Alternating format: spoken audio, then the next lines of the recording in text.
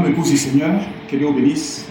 Merci encore d'être à nouveau avec nous ce jour pour cette communion spirituelle que nous allons avoir en fait ce jour encore une fois. Nous étions déjà là samedi dernier pour parler ensemble sur la parole du Seigneur. C'était un moment où Dieu nous a conduits, c'était merveilleux, c'était glorieux.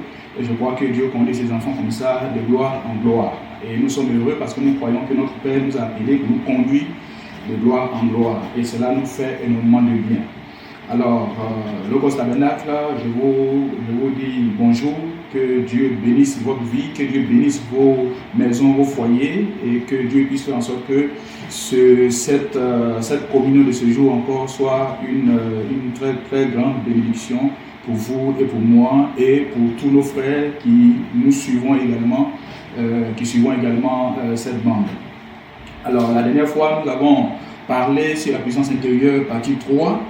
Et ce jour, nous allons continuer sur notre sujet que nous avons commencé maintenant depuis quelques temps. Et je crois que ce sujet-là, comme je l'ai dit la dernière fois, c'est un sujet important pour nous ici dans notre église. Et nous sommes en train de placer un certain nombre de choses dans la vie des uns et des autres. Et je crois que cela va produire des fruits dans la vie des gens. Vous verrez les fruits que cela va produire dans vos vies individuellement, dans vos maisons individuellement, dans vos foyers individuellement. Ces messages que nous prêchons sont des messages assez spéciaux que Dieu nous inspire à pouvoir vous les apporter. Donc, comme la dernière fois, vous allez donc placer cette bande-là le dimanche pendant que vous serez réunis avec la famille, priez le Seigneur. Et je crois que le même Dieu qui nous conduit depuis tout le temps nous conduira également en ce jour et vous bénira pendant que vous écouterez cette bande-là. Donc, nous allons donc incliner notre tête là où vous êtes et ensemble, avant d'aborder la parole du Seigneur pour ce jour, incliner notre tête et confier ce moment entre les mains de Dieu. Seigneur Jésus-Christ, auteur de la vie, donateur de tout bon don céleste, Seigneur Jésus, ma tête est tournée, ô Dieu, vers la poussière de la terre, d'où, Seigneur Jésus-Christ, j'ai été tiré. Et un de ces jours, ô roi de gloire, chacun d'entre nous, nous y retournerons, Seigneur Jésus. Mais nous savons, ô Père, que nous avons une grande espérance. C'est que, Seigneur, tu nous as promis, ô Dieu, d'être avec nous. Seigneur Jésus, lorsque ce monde finira, Seigneur, et que le feu qui va descendre sur cette terre pour la nettoyer, avant que nous puissions revenir sur la terre, ô roi de gloire, nous épargnera et nous reviendrons ici encore une fois pour vivre avec nos Seigneur pour toujours. Cela nous donne une grande espérance, Seigneur, et surtout, cela nous donne la foi de marcher avec toi ici-bas, Seigneur. Merci pour ce moment, ô Dieu, que tu permets encore une fois. Bénis, Seigneur Jésus, la parole qui sera lue, ô Dieu. Bénis ceux qui vont écouter ce message-là. Oh, qu'il soit à notre église Logos Tabernacle, qu'il soit ailleurs, Seigneur Jésus, je prie, oh Dieu, que tu puisses les bénir. Bénis, Seigneur Jésus-Christ, les mamans, les papas, les enfants, bénis chaque chose qui sera dit et fait, car nous confions toutes choses, Seigneur Jésus, dans le nom de Jésus-Christ. Père, écarte-moi du chemin, Seigneur Jésus, ce matin, encore une fois, et toi, parle au cœur de ton peuple, Seigneur. Que l'honneur, la gloire et la louange te reviennent, dans le nom précieux et puissant de Jésus-Christ, notre Seigneur. Amen. Alors, nous allons prendre deux portions des Écritures dans Matthieu chapitre 5, le verset 39, et dans le livre de Job au chapitre 3, le verset 25. Nous allons commencer d'abord par le livre de Job, chapitre 3, nous allons juste lire un seul verset, le verset 25. Job dit ceci: ce que je crains, c'est ce qui m'arrive. Ce que je redoute, c'est ce qui m'atteint. Ça, c'est des paroles de Job. C'est des paroles profondes que Job prononçait en son temps, que nous voulons ramener ici et creuser à l'intérieur de ces paroles-là et voir ce que ces paroles-là pourront nous apporter ce matin. Ensuite, nous allons prendre le chapitre 5 du livre de Matthieu. Nous allons juste lire aussi là un seul verset. Matthieu chapitre 5, verset 39 dit ceci: même moi, je vous dis de ne pas résister aux méchants. Si quelqu'un te frappe sur la joue droite, présente-lui aussi l'autre joue. Ça, c'est très intéressant, ça. Et puis, c'est des paroles puissantes. Je reprends. Il dit, même moi, je vous dis de ne pas résister aux méchants. Si quelqu'un te frappe sur la joue droite, présente-lui aussi l'autre. Donc, que Dieu bénisse. Que Dieu puisse ajouter ses bénédictions à la lecture de sa parole. Donc, comme je le disais aujourd'hui, nous allons continuer sur notre sujet que j'ai intitulé La puissance intérieure et la partie 4. Et mon inspiration sera ce qu'il vous faut faire pour activer cette puissance intérieure. C'est ça mon inspiration aujourd'hui. Qu'est-ce que vous devez faire pour que cette puissance intérieure soit activée? On a beaucoup parlé de Michel-Ange. Nous continuons toujours de parler de ce sculpteur-là qui a fait un certain nombre de choses, qui a mis en œuvre un certain nombre de choses pour pouvoir atteindre l'objectif qu'il s'était fixé. Quand on dit, cet homme-là, il n'a pas dormi. Il a travaillé, il a sculpté, il a fait tout ce qu'il pouvait faire. Il dit même souvent, il n'arrive même pas à manger. Il dit souvent, il pourrait peut-être prendre un sandwich et continuer à travailler nuit et jour, chaque jour. Il travaillait heure après heure, nuit après nuit. Qu'est-ce qu'il était en train de chercher? Il avait une vision dans son esprit. Et dans son esprit, c'était de faire en sorte que la représentation qui était en lui soit matérialisée. Vous savez, quand tu as un but dans la vie, tu ne dors pas pour ce but-là. Quand tu as un but dans la vie que tu dois atteindre, forcément, tu dois te donner des jours et des nuits. Tu vas te donner de la peine.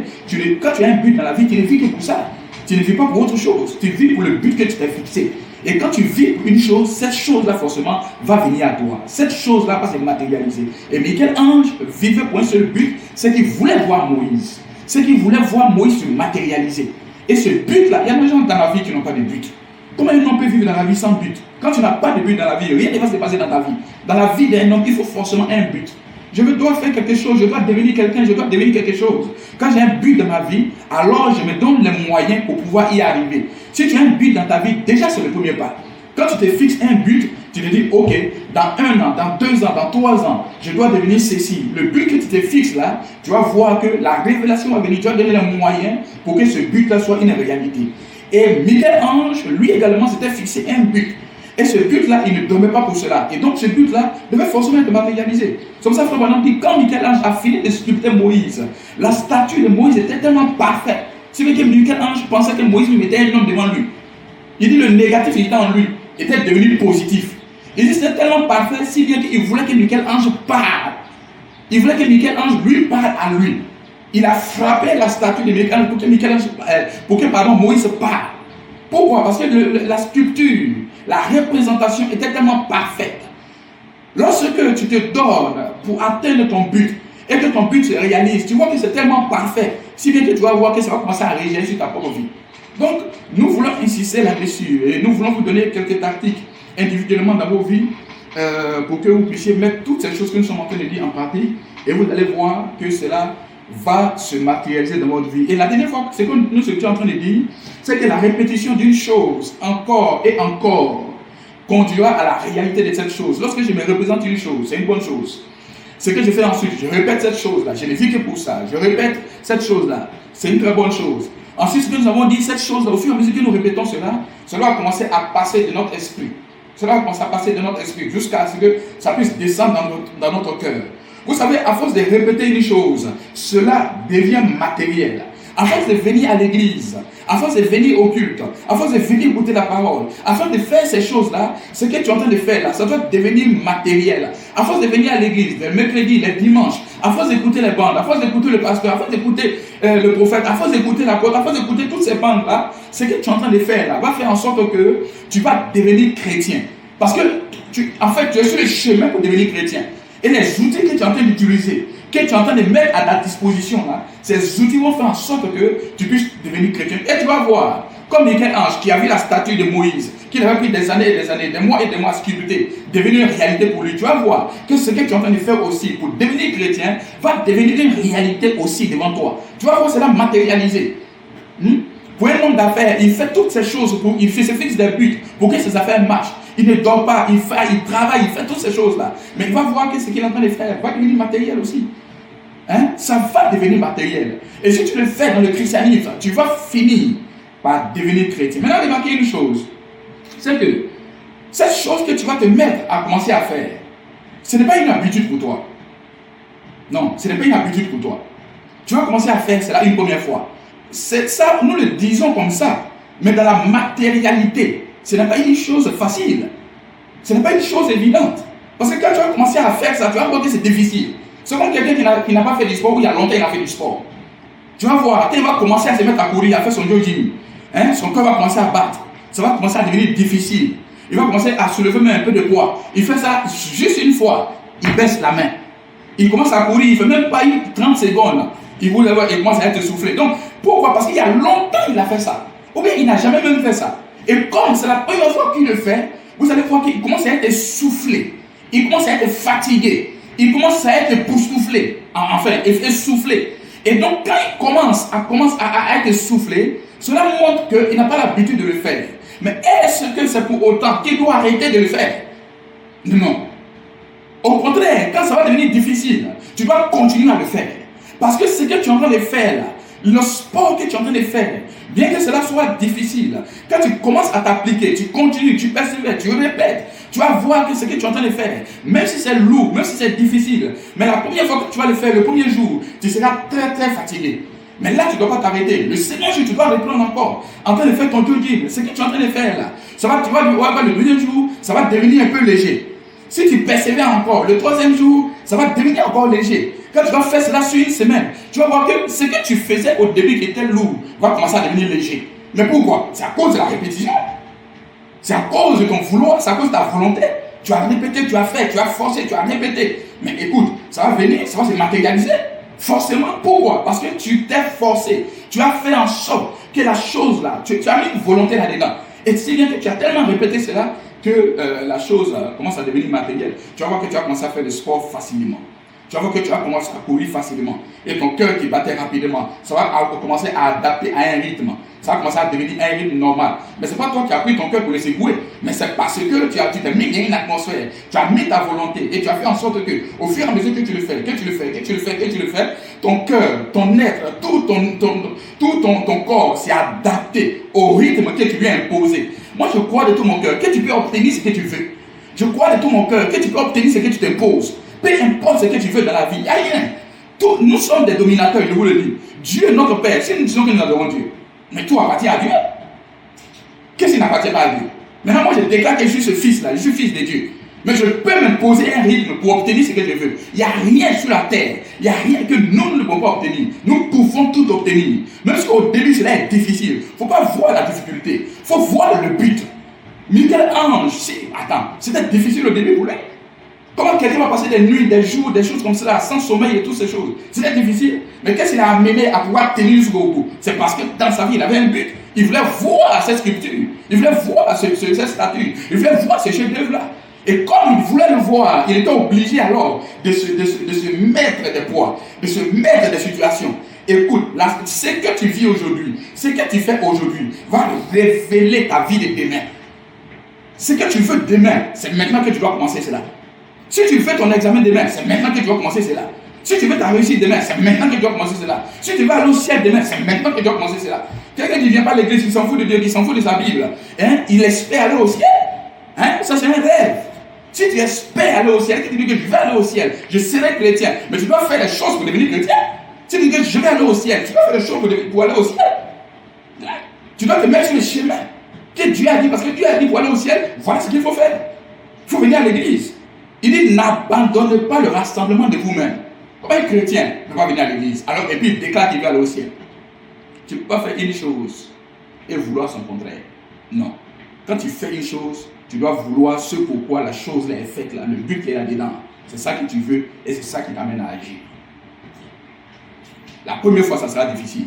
C'est comme des gens qui viennent à l'église. Vous venez à l'église, hein? Les gens chantent les cantiques, les gens adorent. Toi, tu ne sais pas adorer. Mais c'est difficile pour toi. Mais est-ce que tu dois vivre dans cette difficulté-là? Tu mets que c'est difficile dans ta tête, dans ton esprit. Alors qu'adorer, c'est une condition pour aller au ciel. Alors qu'adorer, c'est quelque chose dont on a besoin pour aller au ciel. D'ailleurs, même là-bas, la prédication, ça va cesser. Là-bas, l'adoration continuera. Mais ici, qu'est-ce que c'est un blocage pour toi? Mais tu dois te dire qu'au ciel, je dois adorer. Sur la terre, je dois adorer. Et si ce but-là est fixé en toi, mais au début, ça sera difficile. Quand tu vas commencer à chanter, tu vas dire j'ai une mauvaise voix, j'ai une voix ronde, ici, les gens commencent à se moquer de toi. Comme les gens se moquaient de Michel-Ange. Les gens commencent à se moquer de toi. Mais tu ne dois pas regarder aux moqueries. Tu dois regarder au but que tu t'es fixé. Parce que dans tout le temps, tu t'es fixé un but individuel. Les autres ne sont pas dans ton esprit. Les autres ne sont pas dans ton but. Les autres ne savent même pas le but que tu t'es fixé. C'est toi seul qui le sais. Donc chacun doit vivre par rapport au but que Dieu, qui s'est mis dans son cœur. Et le but là, quand tu commences à vivre pour le but, les gens vont commencer à rire. Mais toi, tu sais où tu vas. Tu sais ce que tu fais. Et tu vas vivre pour cela. Peu importe les railleries, peu importe les moqueries, peu importe les injures, peu importe les humiliations. Mais tu dois vivre pour ce but-là. Et si tu vis pour ce but-là, tu vas voir que ça va se matérialiser. Donc rien. Ce que tu veux commencer, ça peut être difficile. Tu veux commencer un business, ça peut être difficile. Mais il ne faut pas regarder aux difficultés. Tu vas commencer même, ça va être difficile. Mais il ne faut pas regarder aux difficultés. Mais regarde au but qui t'est fixé. Amen. Toi, tu te plais aujourd'hui dans cette église. Mais tu ne sais pas comment cette église a commencé. Cette église a commencé avec beaucoup de difficultés. Hein? Des croyants ont commencé cette église avec beaucoup de peines, beaucoup de difficultés. Mais ils ne se sont pas arrêtés là. Ils n'ont pas regardé aux difficultés, ils n'ont pas regardé aux railleries, ils n'ont pas regardé aux moqueries, ils n'ont pas regardé aux humiliations. Jusqu'à ce que cette église soit ce qu'elle est et tu es heureux en train d'adorer là-dedans. Mais ça commence toujours ainsi. Et on ne regarde pas aux difficultés qui nous entourent, mais on regarde au but qu'on s'est fixé. Et quand le but qui t'est fixé est une réalité en toi, peu importe ce que quelqu'un va dire, mais toi, tu crois en toi-même. Tu crois en toi-même, tu crois dans ta vie, tu crois dans ton but. Et quand tu crois dans ce but-là, tu vas voir que ça va se réaliser. Ça va se matérialiser. Donc c'est ce pourquoi je viens insister aujourd'hui. C'est ce que je dis, ce qu'il faut faire pour activer. Il y a quelque chose qu'on doit faire pour activer cette puissance. Mais cette puissance est en nous. Cette puissance est en toi. Cette puissance-là, elle est en toi. Maintenant, mon but ce matin, il y a des choses que tu dois faire pour pouvoir activer cette puissance-là. Il y a des choses que tu dois faire. Et tu vas voir que tu vas l'activer, cette puissance. Tu vas l'activer. Forcément. Aussi longtemps que tu le crois, tu vas activer cette puissance-là. Et cette puissance-là, c'est Dieu qui te l'a donnée. Elle est en toi. Elle dort simplement en toi. Mais elle a besoin que tu puisses l'activer. Et tu vas voir qu'elle va commencer à être éveillée. Il faut maintenant dire ceci. Il y a la prédication, le Dieu de cet âge mauvais, prêché ici le 1er août 1965. Il faut maintenant dire ceci. Il dit, de même que votre vie naturelle et vos traits sont transmis à partir de la reproduction de votre père, vous voyez, il dit, votre vie naturelle, c'est la vie que tu vis, enfin, ce que tu es là, en fait, c'est des traits caractéristiques de quelqu'un qui est ton père. Ta vie naturelle. C'est pour ça que lorsque tu nais, tu vas voir, on dit non, son visage ressemble au visage de son père. Non, il a la même forme que son père. Il a donc les traits qui sont dans ton père se déversent en toi. Donc c'est comme une lignée qui se déverse, qui se matérialise. Donc si bien qu'on peut identifier le père dans le fils. Donc quand vous regardez le fils là, le fils il est exactement comme le père, il ressemble au père. Il faut maintenant dire les caractéristiques naturelles du père sont dans le fils. Si bien que naturellement parlant, lorsqu'on regarde le fils, on voit à l'intérieur du fils son père. C'est la même chose. Lorsqu'on doit nous voir, on doit voir également notre père. Les mêmes caractéristiques, les mêmes traits qui sont dans le père sont dans le fils. C'est que lui, il le déverse en nous. Ça sera la même vie. Ça sera la même puissance. Ça sera les mêmes caractéristiques. Mais dans le naturel, c'est ainsi. Dans le spirituel, ça doit être ainsi. Ce que le père est, je dois être ainsi. S'il est puissant, je dois être puissant. S'il est grand, je dois être grand. Les traits caractéristiques dans le naturel, quand on regarde le fils, c'est la même chose que dans le père. Quand on regarde le père, c'est la même chose que dans le fils. Il faut maintenant dire, de même que votre vie naturelle et vos traits sont transmis à partir de la reproduction naturelle. Mais de la même manière qu'il y a une reproduction naturelle et que les traits sont transmis à travers cette reproduction, il doit y avoir une reproduction spirituelle qui fait que le fils naît après le père. C'est pour ça que je vous prêche toutes ces choses-là pour qu'une naissance se produise en vous. Lorsque la naissance va se produire en toi, de la même manière que la naissance naturelle emporte avec elle des traits caractéristiques, la naissance spirituelle également va emporter des traits spirituels. Ça veut dire que la naissance qui est en toi, la même manière que nous te prêchons, et que cette naissance se produise en toi, en réalité, les mêmes traits qui sont dans le Père vont se produire également dans le Fils. C'est la raison pour laquelle Jésus a dit, je ne peux rien faire sans que je ne voie faire au Père d'abord. Pourquoi? Parce que les mêmes caractéristiques, les mêmes traits étaient aussi en lui. Et les mêmes traits qui sont en lui doivent être en nous. La même gloire doit être en nous. Si dans le naturel, cela est produit, dans le spirituel également, ça doit forcément se produire. Il ne faut pas croire autre chose que ça. Ton esprit doit être figé sur ça. Non, ça ne doit pas être figé sur autre chose que ça. Uniquement que ça. Et tu vas voir que ces traits vont se matérialiser. C'est le but pour lequel je suis là. Faire en sorte que ces traits-là, tu puisses réaliser, tu puisses voir cela. Tu ne ressembles pas à quelqu'un d'autre si ce n'est cela. Nous faisons l'homme à notre image et selon notre ressemblance. Tu dois lui ressembler, tu dois être à son image. Ce n'est pas l'image de quelqu'un dans le spirituel. Tu dois être à son image. Et sur la terre, nous devons manifester ce qu'il est sur la terre. Je fais de vous des dieux sur la terre. Pendant que moi je règne au ciel, régner sur la terre. Hein? Dieu nous a appelés à régner. Et ton règne doit être là. Le règne de chacun doit être là. Il a appelé à régner sur la terre ici-bas. C'est pour ça que je vous prends toutes ces choses-là pour que vous puissiez régner. Et ça va se produire. Ça va se produire. Cette chose que tu dois activer pour que cette puissance intérieure se manifeste. Tu dois savoir que les traits caractéristiques qui sont en toi, naturellement par là, ce sont les traits de ton père. Il t'a transmis ça. Remarquez bien, quand il te transmettait ça, toi tu étais inconscient de ça. Et tu savais même ce qui s'est passé. Tu ne savais absolument rien. Mais les traits, dans la sémence qu'il a transmis à l'intérieur, et même ces choses-là, quand il transmettait ça, tu n'étais pas au courant. Mais en réalité, ce qu'il était en train de faire, il était en train de transmettre ce qui était en lui, ses germes, ses caractéristiques, tout ce qui était en lui. Il était en train de transmettre ça pour voir quelqu'un qui allait venir sur la terre. C'est la même chose. C'est pour la raison pour laquelle, avant notre naissance, sur la terre, Dieu nous avait transmis ces germes caractéristiques. Nous n'avons pas fait cela parce que nous méritons cela, ou parce que nous avons fait ceci et cela. Non, il a fait cela par sa pure grâce. Mais c'est parce que nous ne sommes pas conscients de cela que nous sommes ici aujourd'hui en train de vous amener à prendre conscience de ces choses pour activer cette chose qui est en vous. Pour activer cette chose qui est en vous. Et si vous appliquez exactement ce que nous vous parlons, cette chose qui est en vous sera activée. C'est obligé. Il faut maintenant continuer de dire ceci. Il dit ainsi, en est-il de l'Esprit de Dieu qui a été prédestiné, avant la fondation du monde. Donc, avant la fondation du monde, l'Esprit de Dieu a été prédestiné. Et lorsque la parole entière de Dieu, dans sa plénitude, est arrivée à son point culminant dans un corps humain appelé Jésus-Christ, là, Dieu m'a fait payer le prix de mes péchés pendant que j'étais en lui. Pendant que j'étais en Christ, j'avais payé le prix avec lui. Bon, pour moi, c'est fini, c'est terminé. C'est pour ça que je suis là ce matin en train de dire aux croyants, c'est fini, c'est terminé, quelqu'un a payé le prix. Au moment où il payait là, tu étais en lui. Donc maintenant, frère, allons de l'avant. Sœur, allons de l'avant. Parce que tout nous appartient.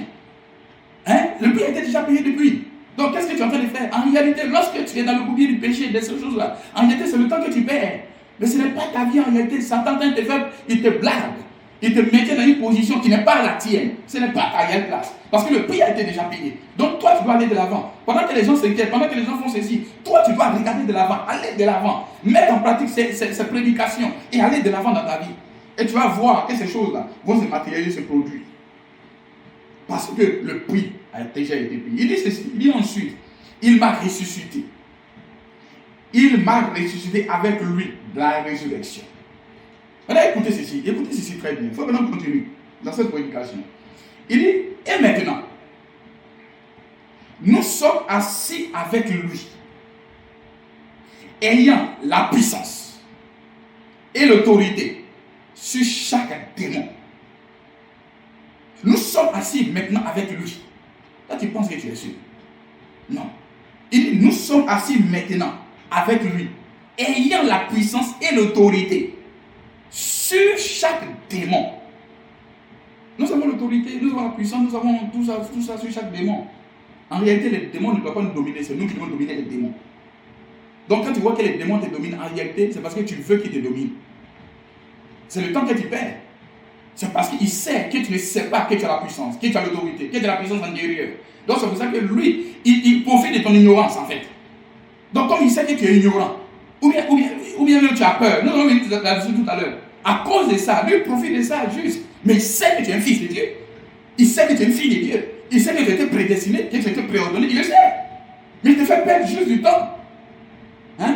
Parce que tu vas reconnaître ta position. Il faut maintenant dire, lorsque Dieu a dit au prophète Moïse que tu seras, il va séjourner dans le pays. Il dit, lorsqu'il a dit à son peuple que vous allez séjourner dans le pays étranger et qu'après 400 ans vous allez sortir. Il faut maintenant dire, ils n'ont pas fait 400 ans exactement. Ils ont fait quelques années en plus. Pourquoi? Parce qu'ils n'ont pas reconnu le message et le temps. Ils n'ont pas reconnu leur heure. Ils n'ont pas reconnu les messagers. Ils n'ont pas reconnu le Dieu ils n'ont pas reconnu le messager que Dieu leur a envoyé.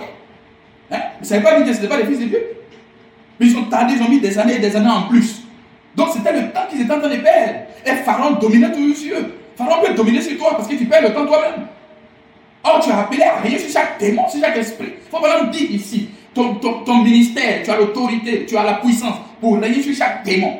Donc, utilise cette puissance-là. Hein?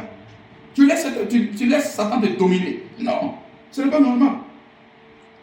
Il dit, ayant la puissance et l'autorité sur chaque démon.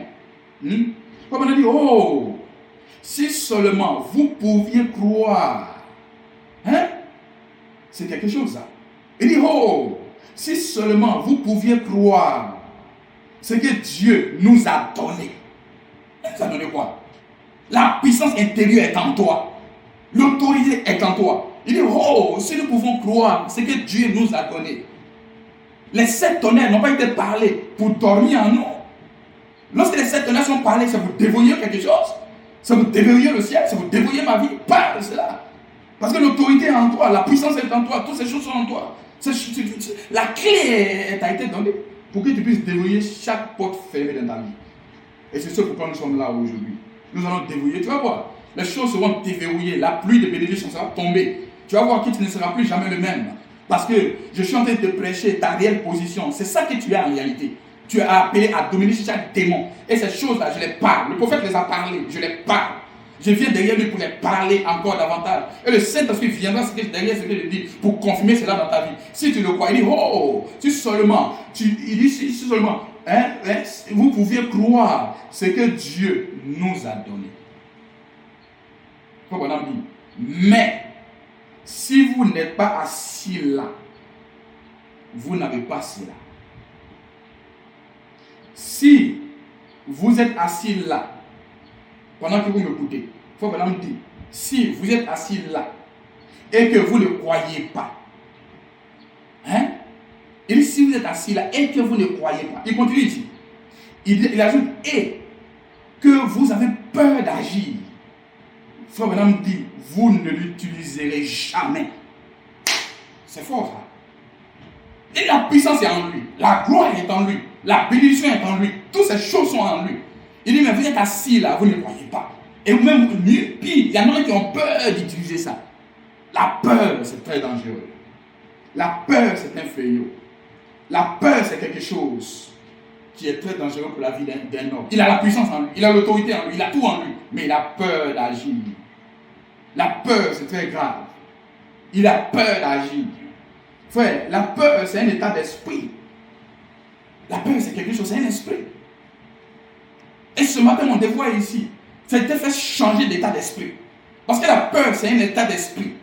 Regardez-moi quelqu'un qui a peur. Regardez-moi, un gars qui a peur, souvent même là, on le tape même pas, mais il a mal. On ne l'a même pas touché, mais il a mal déjà. On ne l'a même pas tapé, mais tout son corps lui fait mal. Pourquoi? Ça, c'est de la peur. La peur en lui suscite un état d'esprit. Et cela l'amène dans un état d'esprit où il se sent vaincu déjà. La peur est un fléau, la peur est dangereuse, la peur c'est quelque chose qui doit chasser de ta vie. Il doit chasser ça de ta vie. Il pense qu'il est fini. Il pense qu'il va rétrograder.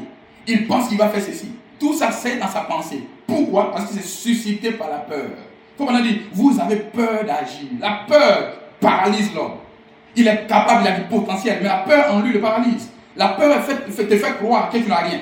La peur te fait croire que tu n'as pas d'autorité. La peur te fait croire que tu n'as pas de puissance intérieure. Ça, c'est la peur. Ça, c'est le message de la peur. La peur est un message que ton ennemi t'envoie. Il t'envoie un message parce qu'il sait en réalité qu'il y a quelque chose en toi. Et la seule manière pour toi de ne pas utiliser ce qui est en toi, c'est de te faire peur. Quand il t'amène la peur, ça te paralyse. C'est comme deux boxeurs qui sont sur le ring. Hein? L'autre sait qu'il a la puissance. L'autre sait qu'il a la puissance intérieure. Mais qu'est-ce que l'autre est en train de faire? L'autre est en train de l'intimider. C'est comme ça que vous voyez, lorsque le boxeur est là, il tourne autour de son adversaire, il tourne autour de lui. Qu'est-ce qu'il est en train de faire? Il est en train de l'amener, à l'effrayer, à lui faire peur, à faire ces choses-là. Et il est en train de l'intimider. Et l'intimidation crée en lui la peur. Parce qu'il sait qu'il arrive, une fois qu'il arrive à te faire peur, il est capable de te vaincre. C'est la même chose. Il faut me dire, comment est-ce qu'un lion arrive à tuer, arrive à s'imposer dans la bourse?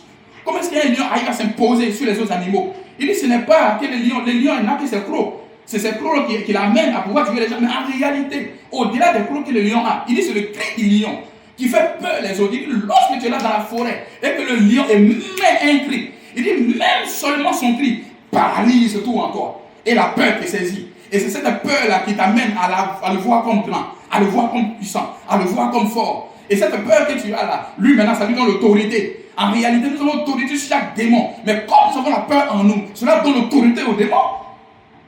Hein? L'autorité qui en toi est transférée aux démons. L'autorité qui en toi est transférée à Satan. Et Satan maintenant use de ça pour venir dominer sur toi. Mais Satan sait que si l'Église prend conscience, si l'Église sait, si l'Église maintenant est consciente de la puissance qu'elle a, est consciente de l'autorité qu'elle a, rien ne va l'arrêter. Rien ne va l'arrêter. Ce n'est pas possible. C'est pour ça, il faut que tu éloignes la peur de toi. Il faut que tu éloignes la peur de toi. Il faut que tu éloignes ça de toi. Tu vas commencer à te faire des messages, des peurs, des peurs. Tu dis, oh Seigneur, voilà le coronavirus qui est venu. Ça en a envahi toute la Côte d'Ivoire, toute la terre. Voilà, les entreprises ont des problèmes, ils ont des difficultés. Oh Seigneur, je serai renvoyé. Oh Seigneur, mon entreprise va fermer. C'est quoi tout ça? C'est quoi ces messages-là? Mais tu te prêches toi-même. Tu es en train de te prêcher toi-même. Tu laisses le diable te prêcher. Hein? Tu prophétises même. Lorsque les gens ont peur, ils prophétisent. Ils prophétisent sur leur vie. Comment tu peux prophétiser sur ta vie? Et tu prophétises le négatif. Tu prophétises que toi, tu seras renvoyé. Mais ce que tu dis là va t'arriver. Ce que tu prophétises là va t'arriver. En réalité. Ce que tu dis va t'arriver. De plus, tu ramènes ça. Tu ramènes ça. Tu ramènes ça. Tu dis, oh, la situation est difficile. Oh, les entreprises faibles. Oh, les ceci, les difficultés. Oh, ceci et cela. Oh, le corona. Toi-même, tu maudis ça. Hein? Oui, tu es là, tu rêves à chaque fois que tu es dehors. Si tu continues comme ça, tu seras dehors. Et ce ne sera pas quelqu'un d'autre qui l'aurait fait si ce n'est toi-même. Tu prophétises de toi-même. Donc, la peur amène un homme à pouvoir voir se matérialiser dans sa vie des choses qui ne doivent pas être en réalité. Pourquoi toi tu ne vas pas en position? C'est les autres qui doivent avoir peur, mais toi non. Tu es un fils de Dieu, je suis une fille de Dieu. Je prends ma position. L'état d'esprit dans lequel tu te mets, c'est ça qui t'arrive. L'état d'esprit dans lequel tu te places, c'est ça qui t'arrive. Et Frère Branham dit ici, les gens ont peur d'agir. La peur les paralyse. Tu as peur d'agir, tu as peur de dire que je serai le dominateur. Que même si on envoie tout le monde, je serai celui qui sera là. Tu as peur de dire, moi je vais développer mes activités. Tu as peur de t'avancer sur le terrain. Tu as peur de t'avancer sur les choses. Pourquoi cette chose? Frère Branham dit, si tu as peur, tu ne pourras jamais utiliser la puissance qui est en toi. Il emploie ici le terme, il dit jamais. Jamais. Tu ne peux pas. Tu ne peux pas l'utiliser. Job avait peur. Il déclare, il s'observe à déclarer, ce que je crains, c'est ce qui m'arrive. Job avait peur. Tout ce qui est arrivé à Job là, il avait peur. Quand tu commences à développer la peur, tu envoies un message à ton ennemi. Quand tu commences à développer la peur, c'est un message que tu envoies à ton ennemi. Pour lui dire de prendre l'autorité sur toi. C'est un message que tu envoies à ton ennemi. Pour lui dire de prendre l'autorité sur toi. Hein? Je comprends pourquoi Satan est allé voir Dieu. Pour dire, mais écoute, est-ce que ce gars-là qui est sur la terre, là, hein? Voilà, il a tous ses biens à marcher là, c'est parce que tu as élu. Hein? Tous ces trucs de peur qu'il développait, ça donnait le courage au diable de commencer à agir. Le diable même commence à faire des projets sur toi. Hein? Le diable même en réalité ne doit pas te voir. Tu es caché sous le sang, tu es caché dans la colonne de feu, tu es caché dans les sept tonnerres. Comment il va te voir? Mais quand tu commences à développer la peur lui envoie un message. Et donc il tourne sur la terre, il cherche des gens qui ont peur sur la terre, il parcourt toute la terre pour voir ceux qui peuvent lui envoyer des messages. Quand tu commences à développer cette peur, tu lui envoies un message à lui pour lui dire que tu es ici. Hein? Donc quand il sillonne la terre, il sait que tu es là quelque part. Tu es toujours fils de Dieu, mais tes bénédictions sont bloquées là, tu es limité là. Tu dis comment les autres avancent, moi je n'avance pas. Mais tu peux avancer aussi. Qui t'a dit que tu ne vas pas avancer? Tu dois avancer aussi. Tu dois posséder aussi. Mais quand tu as développé ces choses en toi, alors cette puissance intérieure ne peut pas être activée. Je dis, qu'est-ce que tu dois faire pour activer cette puissance-là? C'est ça que je suis en train de te dire. Tu dois bien amener à cela. Parce que quand tu vas commencer à mettre cela en pratique, tout ce que je te dis, tu vas voir que les choses vont commencer à se développer, changer, marcher. Tu vas aller de gloire en gloire, tu vas commencer à aller. Tu vas cartonner. Je te dis la vérité. Dieu n'est pas injuste. La manière dont il a sauvé le premier croyant, c'est comme ça qu'il va sauver le dernier croyant. C'est comme ça que Dieu fait. Dieu va laisser quelqu'un. Chaque fils de Dieu ne sera pas laissé. Tu seras béni. Tu seras roi. Mais c'est parce que tu as peur. Il dit, tant que vous avez peur d'agir, qu'est-ce qui va se passer? Il dit, rien ne va se passer. Ben, tu as peur d'agir. Si tu as peur d'agir, tu t'attends à quoi? Tu t'attends à ce que les choses se passent? Non, ça ne va pas se passer parce que tu as peur. Il t'attend à ce que toi tu puisses agir. Mais tu as peur d'agir. Tu laisses la peur, tu donnes un message à Satan. Satan maintenant commence à te localiser. Commence à voir, mais il est où? Parce que c'est un message. En réalité, il ne te connaît pas. Mais qu'est-ce qui fait qu'il peut te localiser? C'est le son de peur que tu lui envoies. C'est un message que tu lui envoies. Quand tu commences à lui envoyer un message, il commence maintenant à t'identifier. Il connaît ceux qui ont peur. Il connaît ceux qui ne peuvent pas utiliser. C'est un message que lui envoie. Et il va commencer à rôder autour de toi. Il va commencer à rôder autour de toi. Il ne peut pas t'envoyer en enfer. Mais ce qu'il peut faire, il peut retarder ta sortie de l'Égypte. Il peut retarder ta sortie de l'Égypte. Tu seras en Égypte pendant 30 ans, pendant 40 ans de plus, alors que les 400 ans sont passés. Mais tu es toujours là-bas. Pourquoi? Alors que le messager est venu. Alors que le messager a prêché. Alors que tout a été déversé. Pourquoi toi tu es encore là-bas? Pourquoi? Les ondes ont été envoyées à l'ennemi. Et l'ennemi est descendu. Il a commencé à identifier. Il sait. Tu lui as donné de la force. Il sait maintenant que c'est là qu'il peut agir. Et il va commencer à agir. C'est pour cela, ce matin, sors de là. Et je vais te donner les techniques pour que tu puisses y sortir. Je vais vous donner des techniques dans vos foyers, dans vos maisons, pour que vous puissiez sortir de ces choses-là. Mais ces choses-là, ce n'est pas pour vous. Ces choses, Dieu vous a préservé de toutes ces choses. Il vous a promis beaucoup de choses, beaucoup de grandes choses. C'est ça que tu dois maintenant manifester. Tu dois maintenant entrer en position de cela. C'est la vérité que je vous dis. Et cela, vous devez intégrer cela. Vous devez intégrer cela. Ce que vous redoutez. Quand vous redoutez une chose, qu'est-ce que vous êtes en train de faire? Vous êtes en train de créer des conditions pour que la chose que vous redoutez se développe. Vous créez des conditions pour que la chose que vous redoutez se développe. Je crains de chuter. Le message là, la crainte là, ça va faire que la chute va se développer.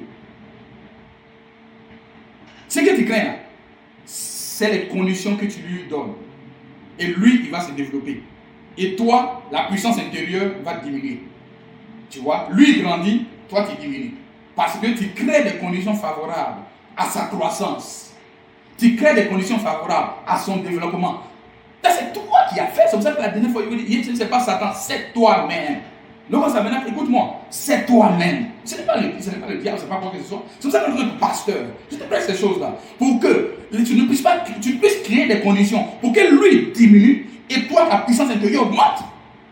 C'est pour ça que je viens de prêcher toutes ces choses-là. Ça doit augmenter en toi. Et au fur et à mesure que ça va augmenter, ça va se développer en toi. Tu vas voir que tu vas commencer à te sentir invincible. Tu vas voir que tout est possible à toi. Mais tout est possible à toi. Qu'est-ce qui est impossible à toi? Nous avons les mêmes traits caractéristiques de notre Père. Si tout est possible à lui, tout est possible à nous aussi. Ce qu'il dit à faire, on doit le faire aussi. Tout est possible à toi qui m'écoutes. Tout est possible. C'est la vérité. Tout est possible. Tout ce que tu redoutes là, tu crées des conditions propices pour son développement. Tu vas voir qu'il va commencer à se développer autour de toi. Il va commencer à se développer. Et toi, tu ne comprends plus. Mais qu'est-ce qui se passe maintenant? Cette chose, c'est parce que ce que tu crains t'arrive. Ce que tu redoutes t'arrive. Parce que tu es en train de le faire grandir. Tu es en train de le faire croître. Vous pensez que c'est avec quelle audace que David s'est levé pour aller pendant que tout Israël avait peur de ce géant. Ce géant intellectuel appelé Goliath. Il s'est levé. Il a commencé à faire peur à tout. Mais comment une seule personne peut tuer toute une ville? Même si les gens se mettent ensemble, ils pouvaient le tuer à lui. Les nombres là pouvaient faire en sorte que cet homme-là soit terrassé. S'ils se mettaient ensemble, ils allaient le tuer. Mais qu'est-ce qu'il a fait? Tout le monde a commencé à fuir. C'est parce qu'il a commencé à les intimider. C'est parce qu'il a commencé à les faire peur. C'est parce qu'il a commencé à faire des choses pour les faire peur.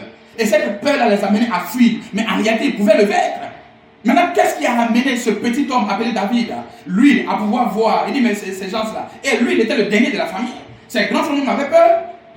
Ses grands frères ont fui le combat. Qu'est-ce qui a fait que lui, il s'est avancé? C'est l'audace. Parce qu'il savait que celui qui était en lui, il savait que celui qui était avec lui, il savait que la puissance, l'autorité était en lui. C'est ce que le frère Branham dit ici, si vous pouvez même croire cela, David croyait cela. C'est parce que David croyait cela. Il a pris juste cette puissance intérieure, cette foi-là. C'est ça qui l'a amené à avancer sur le terrain. Sinon, comment est-ce que lui, il pourrait s'arrêter devant un tel géant? Ce n'est pas possible. Et je dis aujourd'hui, nous pouvons nous arrêter, peu importe les géants intellectuels, peu importe les rétrogrades, peu importe les puissances, les soi-disant puissances, nous pouvons nous arrêter là-devant. Puissance de la sorcellerie, puissance démoniaque, peu importe la possession, nous pouvons nous arrêter devant. Pourquoi? Parce que Dieu nous a donné cette autorité-là. Ce n'est pas ta taille, ce n'est pas ta forme. David était maigre, David était petit, mais ce qui était en lui n'était pas maigre. Ce qui était en lui n'était pas mince. Ce qui était en lui était puissant. Et c'est ce qui était en lui qui regardait. C'est ça qui l'a amené à s'approcher sur le terrain. Sinon, Goliath avait fini à lui depuis. Mais David s'est avancé parce qu'il savait que les promesses que Dieu lui avait faites étaient à lui. La puissance était en lui. Les sept tonnerres étaient à lui. Toutes ces choses étaient à lui. Il s'est approprié de toutes ces choses. C'est ça qui l'a amené sur ce terrain de bataille. Tu ne peux pas aller sur le terrain de bataille avec l'incrédulité. Hein? Si tu vas avec l'incrédulité, tu seras même vaincu avant d'aller sur le terrain. C'est pour ça que tu dois te débarrasser de toutes ces choses et prendre ce que je te prêche là et avaler cela sans réserve. Hein? Et tu vas prendre cela, placer cela en toi. Et quand cela sera en toi, maintenant tu vas voir que tu vas te sentir invincible. C'est l'état d'esprit dans lequel tu es. C'est ça qui amène Satan à fuir. Ce n'est pas autre chose. Ce n'est pas tes muscles, ce n'est pas tes prières. Ce n'est pas le fait que tu puisses élever la voix ou ceci. Non, ce n'est pas cela. Ce n'est pas le fait que tu puisses porter les vestes, tourner sur la chaise, courir, sauter. Ce n'est pas ça.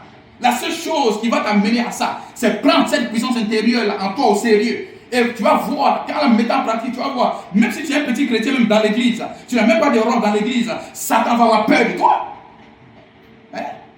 Même si tu viens d'arriver, et tu m'as en pratique, je viens chanter de dire, Satan va avoir peur de toi. Ce n'est pas une affaire de qui?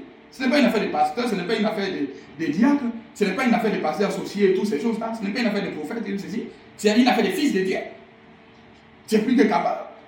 C'est ça que tu dois faire pour activer cette puissance intérieure en toi. Et tu vas voir que toutes ces choses vont disparaître. Ça va disparaître. David avait cette révélation. David croyait. C'est ça qui a amené David à pouvoir s'avancer sur ce terrain de bataille. Ce n'est pas autre chose. David croyait.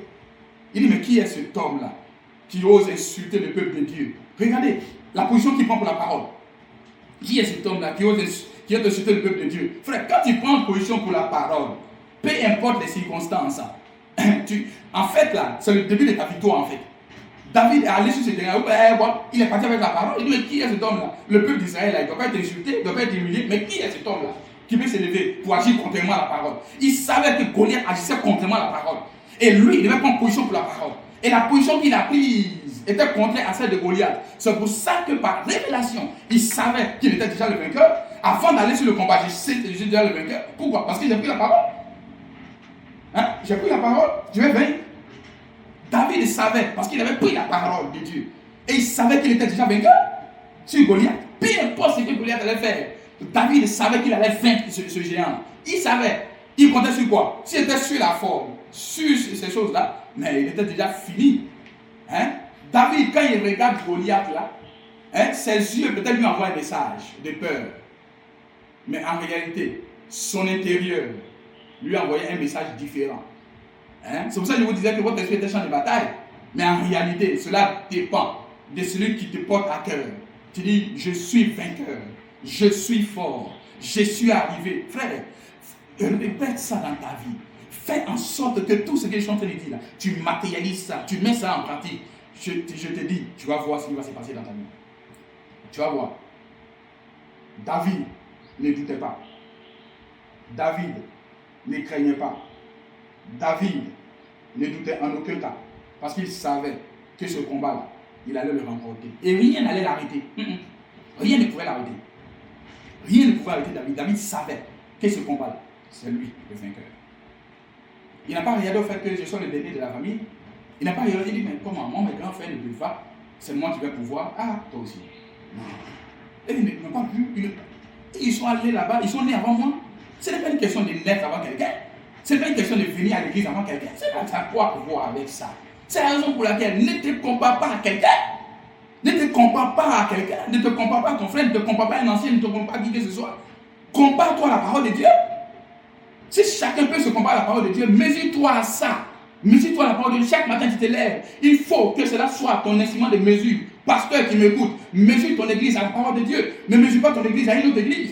Ne compare pas ton église à une autre église. Compare ton église à la parole de Dieu. Est-ce que ce que je l'ai prêché est conforme à la parole de Dieu? Est-ce que ce que je l'ai prêché est conforme au septonnaire? Est-ce que ce que je l'ai vécu là, est-ce que ça va produire en eux une image de parole? C'est ça que je dois voir.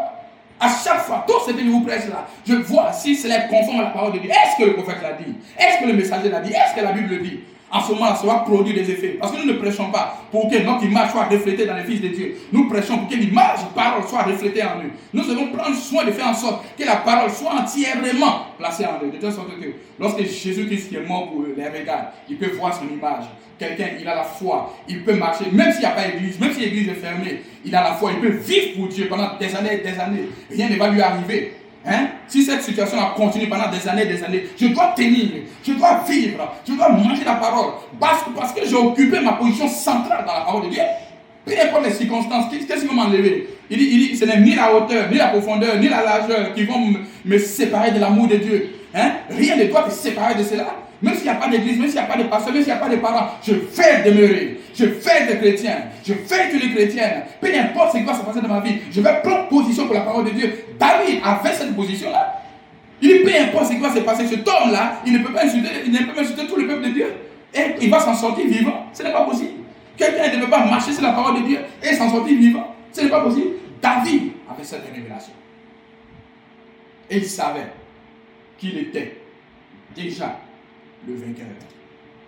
C'est dans cet état d'esprit-là que tu dois être. Vainqueur. Je suis le vainqueur. Je suis le vainqueur. Je suis le vainqueur. Je suis le vainqueur. Quand tu prononces ça, quand tu répètes ça, quand tu crois ça, quand tu aimes ça, tu vas voir que ton état d'esprit va changer. Tu vas marcher dans un autre état d'esprit. Hein? Tu vas marcher dans un autre état d'esprit. Tout dépend de la manière dont tu regardes une chose. C'est comme ça. Tout dépend. Que tu regardes une chose comme une chose plus puissante que toi, elle sera plus puissante que toi. Si tu regardes une chose comme étant une chose insurmontable, elle sera insurmontable. Si tu regardes une chose comme étant une chose qui va te vaincre, elle va te vaincre. Mais si tu regardes une chose comme tu peux vaincre la chose, c'est toi qui seras le vainqueur. Qu'il te soit fait selon ta foi. Qu'il te soit fait selon tes représentations. Qu'il te soit fait selon les répétitions que tu fais dans ton esprit. Qu'il te soit fait selon ces choses. Pasteur, je ne sais pas, j'ai des batailles à chaque fois. À chaque fois, je vais essayer, mais je n'arrive pas. Continue d'insister. Et je vais te donner des techniques ce matin encore, après, pour que tu puisses savoir comment cette bataille-là, tu vas être vainqueur.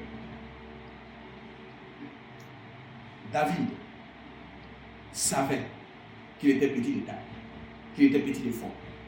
Mais il connaissait quand même son Dieu. Il connaissait le Dieu qu'il servait. Il connaissait le Dieu qu'il suivait. David ne venait pas à l'église pour venir. David ne venait pas à l'église pour venir. David ne venait pas à l'église pour regarder les autres. David ne venait pas à l'église pour suivre son père, pour suivre son frère, pour suivre sa soeur, pour suivre ses parents. David ne venait pas. La preuve en est que ses parents, ses grands frères sont allés dans une direction. Lui, il dit non, cette direction de peur là, ce n'est pas ma direction. Non. Ses grands frères sont allés dans une direction, lui, ils ont fui. Il dit quoi? Ils ont pris cette direction à gauche. Il dit non. Moi, même si on vient dans la même église, même si on est né même du même père, même si on a le même pasteur, cette direction, c'est une direction de peur. Ne vous marchez pas avec des gens négatifs. Ne marchez pas avec des gens qui sont toujours peureux. Ils vont vous transmettre cette peur-là. Au contraire, quand ils ont peur, essayez d'enlever cette peur-là en eux pour dire ce n'est pas ce que le pasteur nous a enseigné. Ce n'est pas ce que le pasteur nous a prêché. Commencez à les déverser cela sur eux et amenez-les à sortir des états d'esprit. David, malgré que les autres étaient plus âgés que lui, il ne regardait pas à cela. Mais peu importe, même s'il était le plus petit, il ne regardait pas à ça parce qu'il savait que ce qui était en lui était plus grand, était plus fort. Je comprends pourquoi le prophète Isaïe, lorsqu'il cherchait, lorsqu'il regardait, il allait dans la maison, le prophète, elle est dans la maison d'Isaïe, le père de David.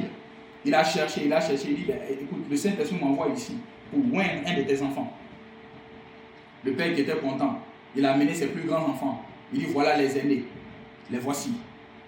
Quand le Saint-Esprit a regardé cela, le Saint-Esprit a regardé, il lui a dit, non, ce n'est pas ce que je veux. C'est pas parce qu'ils sont venus à l'église il y a 20 ans que je vais venir les oindre. Il dit non, ce n'est pas ça mon but, moi, de Saint-Esprit. Le prophète a commencé à déclarer. Ce n'est pas, il a regardé le premier, il dit non, ce n'est pas lui. Il a regardé le deuxième, il dit non, ce n'est pas lui. Il a regardé le troisième, il dit non, ce n'est pas lui. C'est pas parce qu'il est l'aîné qui va être ouais, non. Ce n'est pas parce qu'il est plus âgé, il est né avant, non, ce n'est pas ça. Mais il a passé en revue tous ses enfants devant le prophète. Le prophète, malgré tous les enfants qu'il a passés, malgré toutes les années qu'il a passées, malgré toutes ces choses-là, le Saint-Esprit repose la question.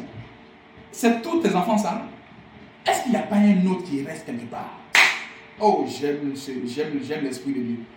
Malgré toutes ces choses, est-ce qu'il n'y a pas un autre qui est quelque part? Parce que le Saint-Esprit le connaissait. La puissance intérieure qui est en lui, celui qui a passé ça en lui, il connaît, il sait. Il dit oui, j'ai un de mes enfants là, oui, c'est vrai, lui il est toujours derrière mes moutons, mes bébés là, oui, c'est... Il dit mais où il est? Lorsque Isaïe a commencé à parler de cet enfant, le Saint-Esprit est descendu sur le prophète. Il a commencé à agiter le prophète. Il dit, je veux voir cet enfant-là. Le Saint-Esprit t'aime, mon frère. Le Saint-Esprit t'aime, ma soeur. En réalité, il ne vit que pour toi. Tu dois vivre que pour lui aussi. Quand il regarde sous la tête, tout ce qui se passe là, rien ne peut te toucher parce que lui, il regarde à toi. Lui, il regarde à toi. Pourquoi est-ce que Dieu n'a pas encore détruit la terre? C'est à cause de toi. C'est parce que tu n'as pas encore pris conscience de ce que je suis en train de prêcher. Lorsque tu vas prendre conscience de ce que tu vas occuper ta position centrale, et que tu vas commencer à être élevé, développer le charisme spirituel, développer et toutes ces choses-là de la spiritualité, tu vas voir que le monde va prendre fin. Il t'attend à toi. Il s'attend à ce que tu puisses reconnaître qui tu es dans ce temps de la fin. Il s'attend. Lorsqu'il a commencé à parler de David, le Saint-Esprit a commencé à être émerveillé. Il dit oui, c'est de lui qu'il s'agit. C'est de toi qu'il s'agit. Pourquoi tu penses que tu es fait?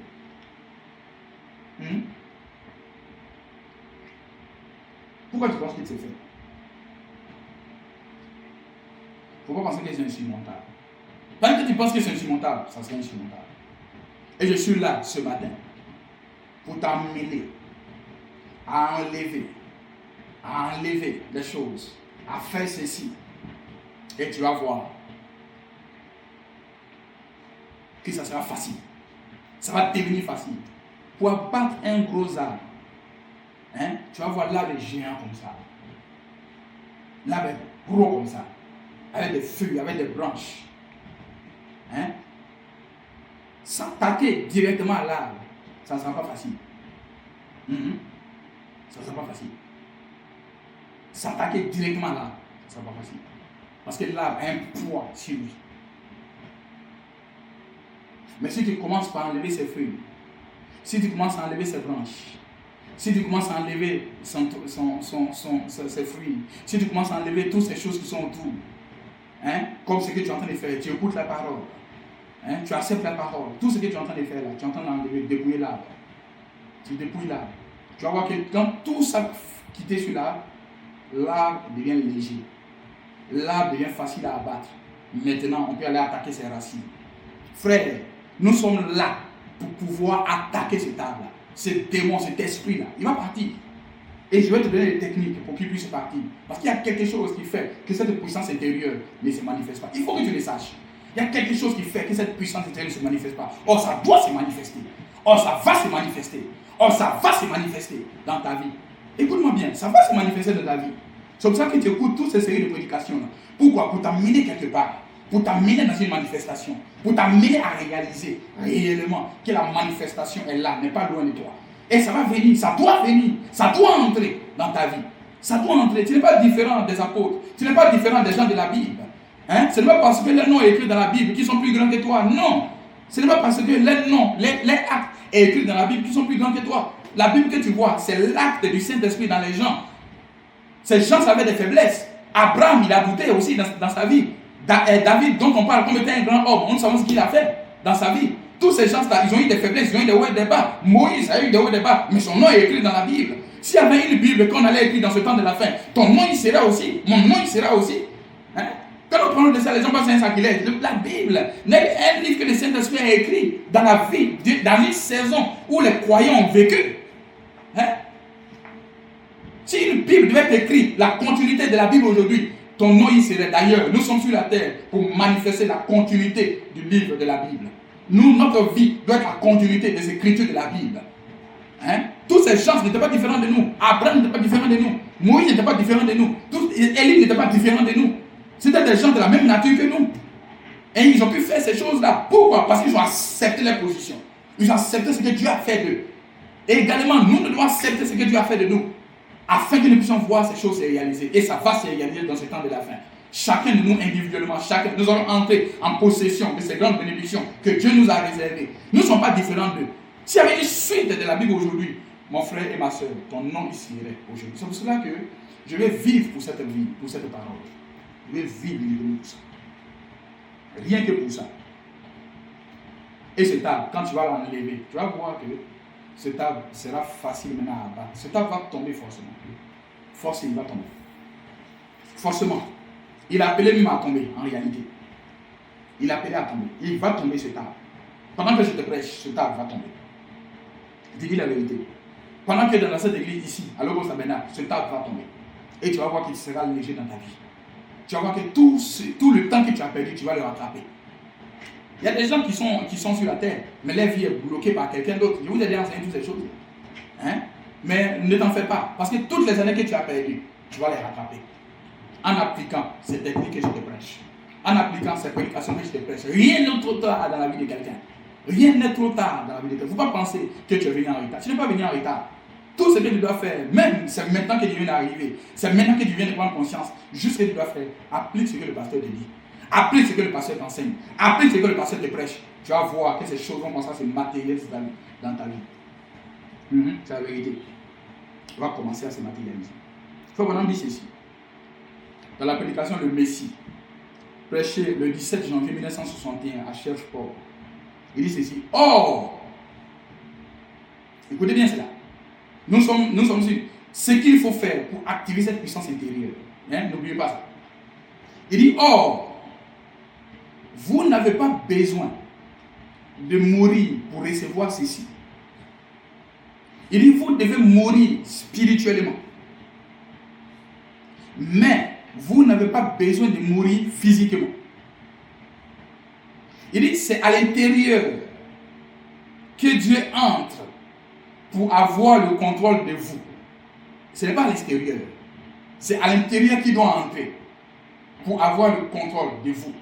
Pourquoi il entre à l'intérieur? Dieu pourrait rester à l'extérieur, hein, pour parler, avec que les choses se produisent. Non. C'est à l'intérieur qu'il doit entrer. C'est à l'intérieur, là, il y a quelque chose qui empêche cette puissance intérieure. Donc lui doit entrer à l'intérieur pour voir ce qui empêche cette puissance intérieure de s'élever. Il y a un réveil qui doit se produire dans notre vie. Hein, pour que ces choses-là soient matérialisées. Et Dieu doit entrer en vous pour avoir le contrôle. Quelqu'un ne peut pas avoir le contrôle sur toi. C'est Dieu qui doit avoir le contrôle à l'intérieur de toi. Hein? Et ces choses-là, ça va partir. Quand il va entrer, hein, en appliquant tout ce que nous sommes en train de dire, ces choses-là vont se matérialiser. Et il faut maintenant dire ceci. Il dit c'est à l'intérieur que Dieu entre pour avoir le contrôle de vous. Vous savez, Dieu, son but, c'est d'avoir le contrôle de ta vie. Vous savez, il y a des gens qui se plaisent à eux-mêmes avoir le contrôle de leur vie. Non. Dieu doit avoir le contrôle de ta vie. Dieu doit contrôler ta vie. Et moi, je suis son représentant ici. Je pense que tu es dans l'esprit. Si tu es dans l'esprit, tu peux dire amen à cela pendant que tu m'écoutes. Il faut vraiment me dire.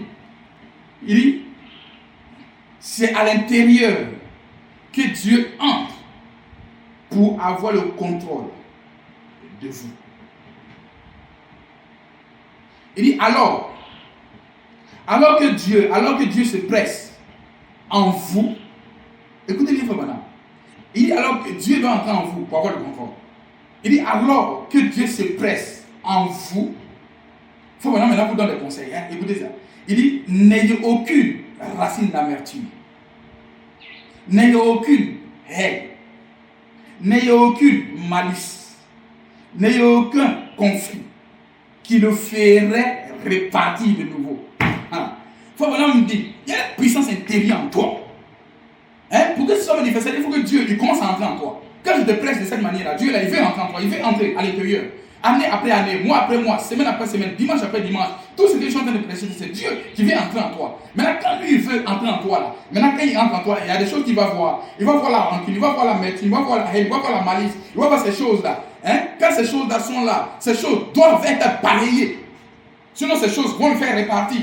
Ça montre que ces choses-là ne peuvent pas faire amener Dieu à demeurer dans un homme.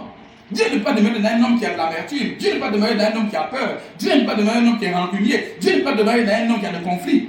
Hein? Je suis en train de parler ces choses-là pour que tu sois un homme libre. Vous serez libre. Ce n'est pas parce que quelqu'un m'a insulté que je suis obligé de répondre. C'est parce que la Bible dit que quelqu'un te gifle la joue droite, donne la joue gauche. C'est un symbole pour parler. C'est une manière de parler. Ils ne sont pas là pour revendiquer nos droits comme Laodicée. Il faut me dire, Laodicée signifie réclamer ses droits. On doit voir que je suis fort. On doit voir que je suis quelqu'un. On doit voir que je suis l'autorité sur tout le monde. On doit voir que je marche sur tout le monde. Ce n'est pas ça la vie chrétienne.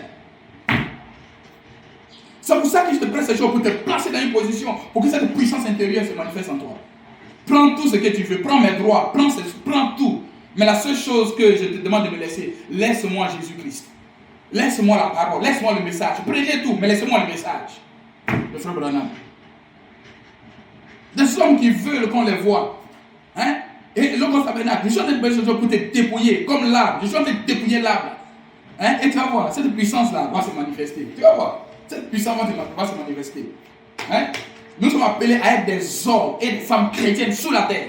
Les païens qui sont là doivent voir Christ sur la terre. Les monnaies qui sont là doivent voir des modèles sur la terre. Il doit y avoir des gens dans les quartiers, dans vos maisons, dans vos travaux, partout. On doit voir des modèles sur la terre. Hein? Ce n'est pas une affaire de 7 tonnerres dans la bouche. C'est une affaire de 7 tonnerres matérialisées. Les vertus doivent être matérialisées. Hein? Les 7 tonnerres sont les 7 voies des 7 âges de l'église. Ça doit être matérialisé. Ça ne doit pas être des théories, ça doit être des choses pratiques ici à Logos Tabernacle, dans ta vie individuellement. Ça doit être des choses manifestes. Et le monde voit. Satan n'a pas peur de ta manière de prier. Satan n'a pas peur de ta manière de lever la voix. Satan n'a pas peur de ces choses-là. Satan a peur d'une chose, c'est de voir les 7 tonnerres littéralement dans la vie d'un homme. Mais les 7 tonnerres ne sont pas des verbes, c'est une matérialisation. C'est une matérialisation. On a dit, n'ayez aucune racine d'amertume, n'ayez aucune haine, n'ayez aucune malice. Hein? De l'amertume. Comme cet homme, un jour qui avait travaillé dur dans sa vie. Il a travaillé dur. Très dur. Pour sa société. Il s'est donné. Il s'est levé à 30h du matin. Il rentrait à minuit. Il s'est donné tellement, année après année. Si bien qu'il avait eu à être levé à un poste de responsabilité. Tellement il était apprécié dans son travail, tellement il était apprécié dans son courage, tellement il était apprécié dans sa manière de faire. On lui a donné un poste de responsabilité. Et dans sa vie, pour pouvoir couronner sa carrière, il restait le poste suprême de président de la société. Il méritait cela. Il avait les compétences. Il avait la âme. Il avait la technique qu'il faut. Il avait tout ce qu'il faut pour pouvoir occuper ce poste-là. Il avait ça. Il avait tout ce qu'il faut comme talent pour pouvoir occuper ce poste. Ce poste, normalement, même lui revenait à lui. Hein? Les gens ont organisé les tests, les candidatures dans la société. Et même on a appelé même pour sa candidature. Parce que sa candidature était la candidature qui devait être prise, qui devait être placée. Sa candidature ne souffrait d'aucune ambiguïté. Et lui devait être promu à ça. Malheureusement, lorsque le jour est arrivé, lorsque le temps est arrivé, qu'est-ce qui s'est passé? Ils sont allés prendre quelqu'un dehors. Ils sont allés prendre une autre personne pour le placer sur lui. Et cette personne est devenue son patron. C'est là que nous allons voir l'amertume va commencer à s'élever. Tu dis, mais moi je mérite ça. Je méritais ça. Je méritais ce poste. Je méritais cette chose-là. Comment se fait-il que c'est à lui qu'on donne? Lui, qu'est-ce qu'il a fait? Il vient même d'arriver et tout cela. Mais cet homme n'a pas fait ça. L'amertume pouvait s'élever dans son cœur. Il a même expliqué ça à sa femme à la maison. Sa femme dit, mais écoute, maudis ces gens-là. Hein, et démissionne. Maudis ces gens-là. Bah, vous savez, quand ces choses-là arrivent, la frustration s'élève. L'amertume s'élève. Ces choses-là s'élèvent. Ton cœur devient dur. Ton atmosphère change. L'amertume s'élève en toi. Il faut qu'on dit ici, il n'y a aucune racine d'amertume. L'amertume, tu vas être dans des conditions comme cela, l'amertume va s'élever. Hein, naturellement parlant. Mais c'est là que nous allons voir des hommes faits. C'est là que nous allons voir des hommes chrétiens. C'est là que nous allons voir des hommes à qui nous prêchons chaque jour la parole de Dieu. Voir ces choses se manifester en eux. Frère, lorsque tu manifestes des gemmes d'amertume, tu entraînes autour de toi des zones de blocage. Tu entraînes autour de toi des zones de rétrograde. Tu entraînes autour de toi des zones qui ne vont pas te faire avancer. Un homme doit être libre. Un chrétien doit être libre. Une croyante doit être libre. Et cet homme-là n'a pas fait ça. Sa femme lui a dit, je te donne un conseil, maudis ces gens-là. D'ailleurs, tu es fort, tu mérites, tu vas avoir du travail à n'importe où, n'importe quelle heure. Alors laisse tomber ces gens-là et viens. Mais cet homme était calme. cet homme était tranquille. Vous voyez, c'est ça l'attitude d'un croyant. Un croyant n'est pas bousculé par quelque chose. C'est parce que quelque chose arrive comme ça que tu vas commencer à être troublé. Tu vas commencer à être ceci. Non, la Bible dit toutes choses concourent au bien de ceux qui aiment Dieu. Si tu aimes le Seigneur dans ton cœur, tu dois te rassurer que tu l'aimes simplement. Peu importe ce qui va arriver, Dieu sait d'avance ce qui va arriver dans ta vie. Toi, tu es serein dans ta vie. Tu es calme dans ta vie. Parce que Satan aime quand tu es bousculé, quand tu es troublé. Quand tu es troublé, tu ne peux plus réfléchir. Quand tu es troublé, tu ne peux plus prier. Quand tu es troublé, tu ne peux plus te consacrer. Mais sois calme et tranquille. La Bible dit, restez calme dans votre vie. En ce moment-là, tu attires l'apaisement.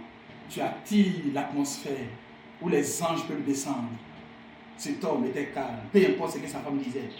Cet homme était calme. Il dit non, je ne le ferai pas. Mais au contraire, cet homme qu'on a placé au-dessus de moi, je vais travailler avec lui. Ah, ça c'était difficile ça. Il dit cet homme, c'est mon président de la société. Je vais travailler avec lui, je vais me mettre à sa disposition. Et quand tu le fais de tout cœur, sans amertume.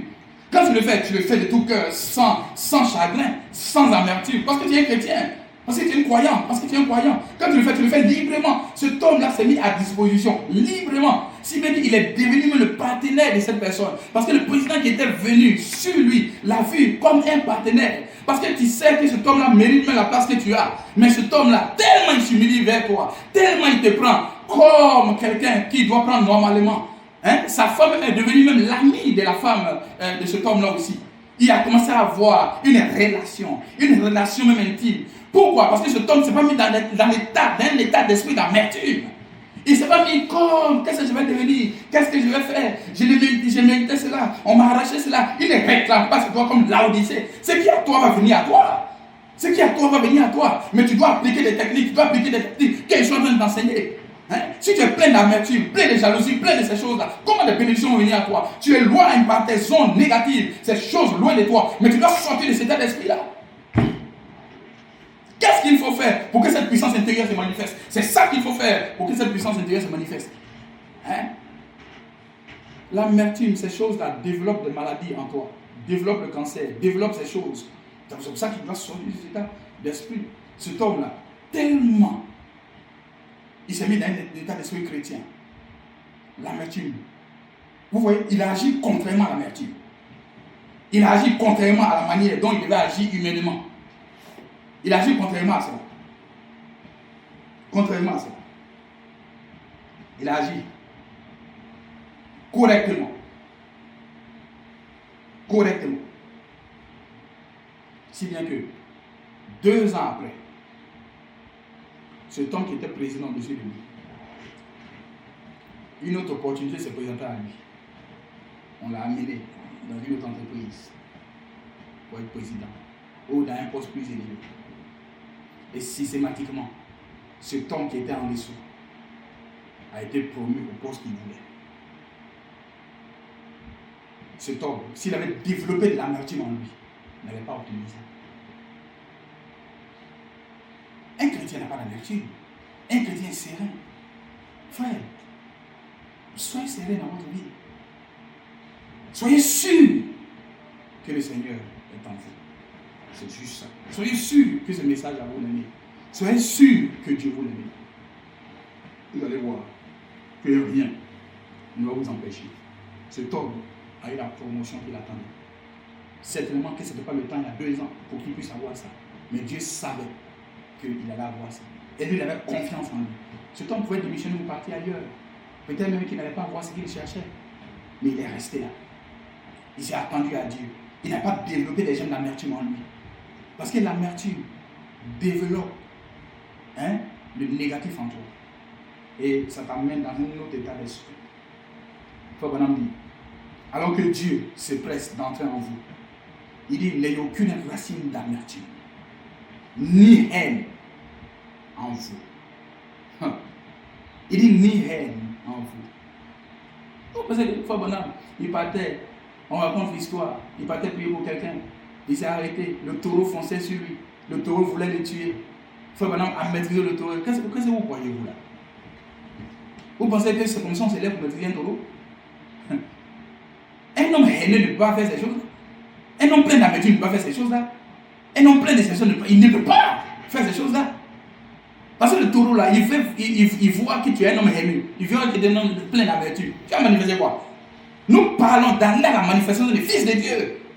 Vous besoin des gens, c'est n'importe qui va arriver là. Qui va arriver là. C'est une atmosphère. C'est cette atmosphère que nous sommes en train de nous comparer maintenant. Ouais, tu es jaloux de quelqu'un. Pas parce que quelqu'un a été élevé que c'est jaloux de lui. La jalousie t'amène à rétrograder. Laisse l'homme, Dieu l'a béni, Dieu l'a élevé, dis gloire à Dieu. Et encourage-le, applaudis-le, supporte-le.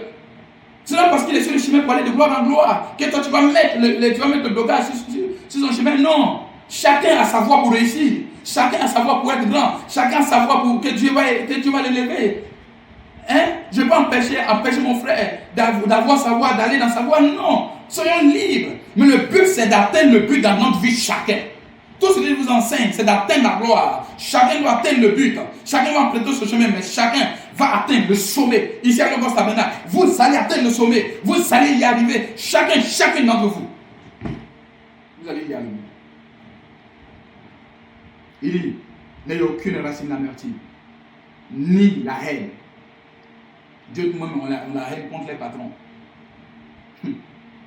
Il prie même que Dieu enlève son patron pour que lui puisse prendre la place de son patron.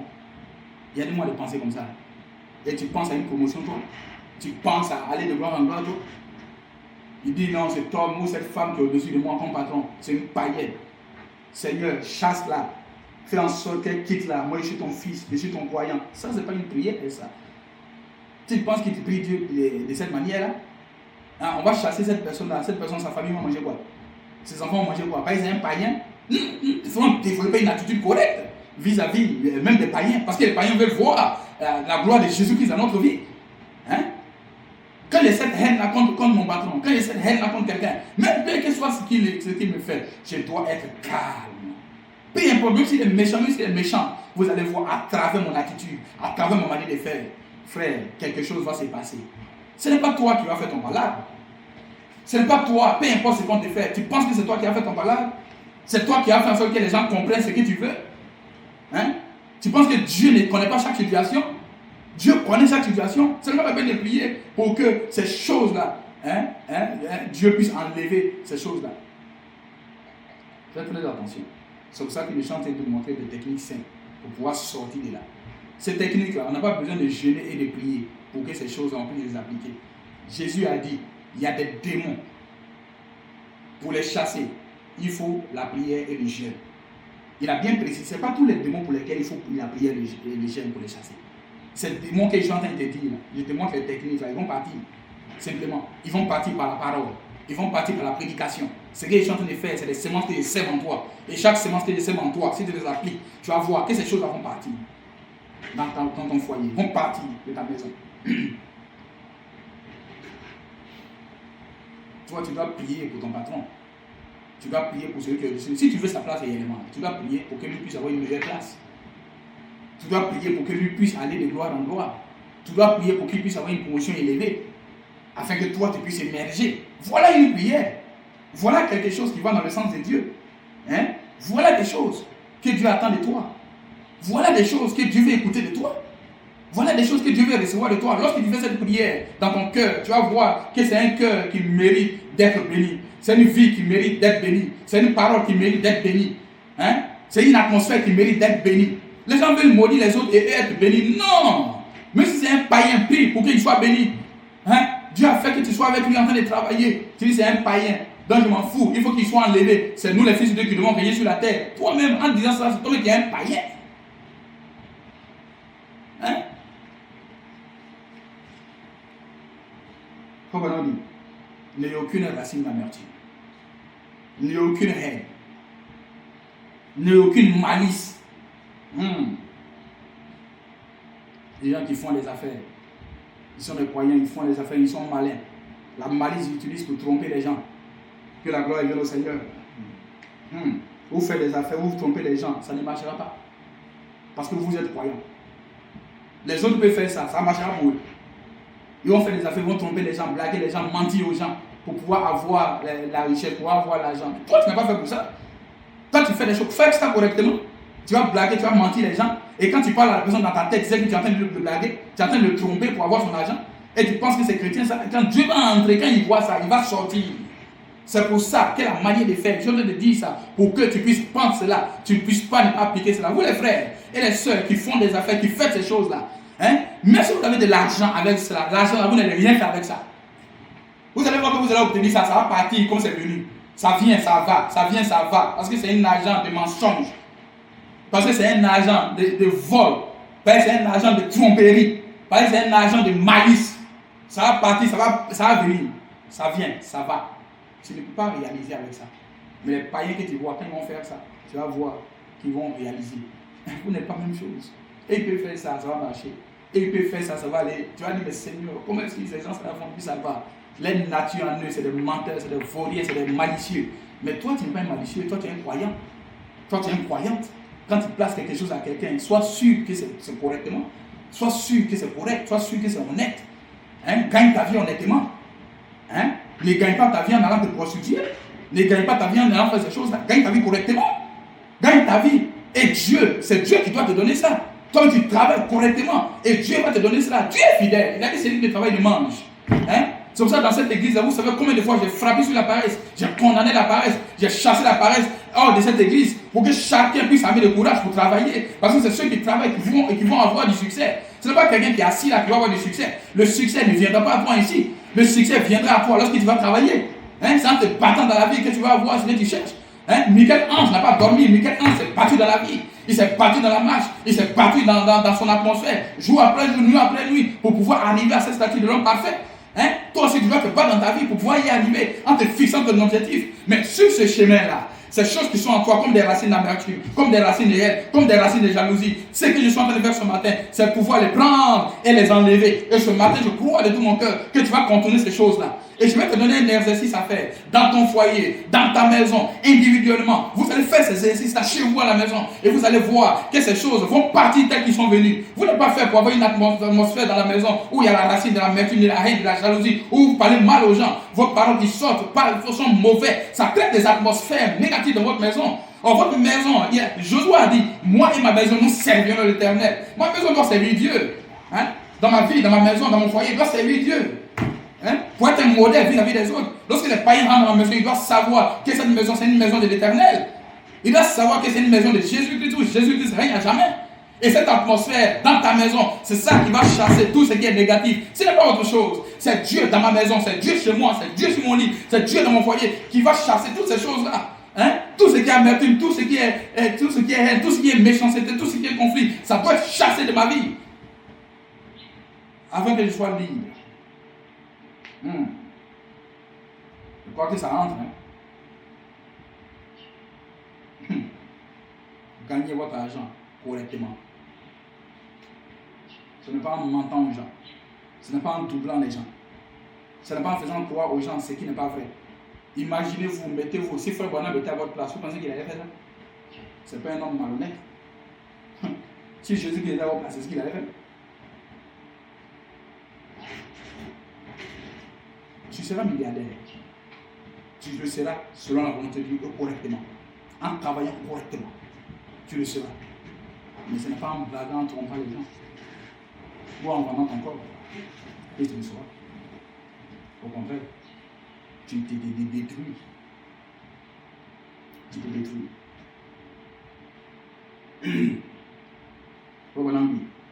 Alors qu'il se presse pour entrer en vous, n'ayez aucune racine d'amertume. N'ayez aucune haine.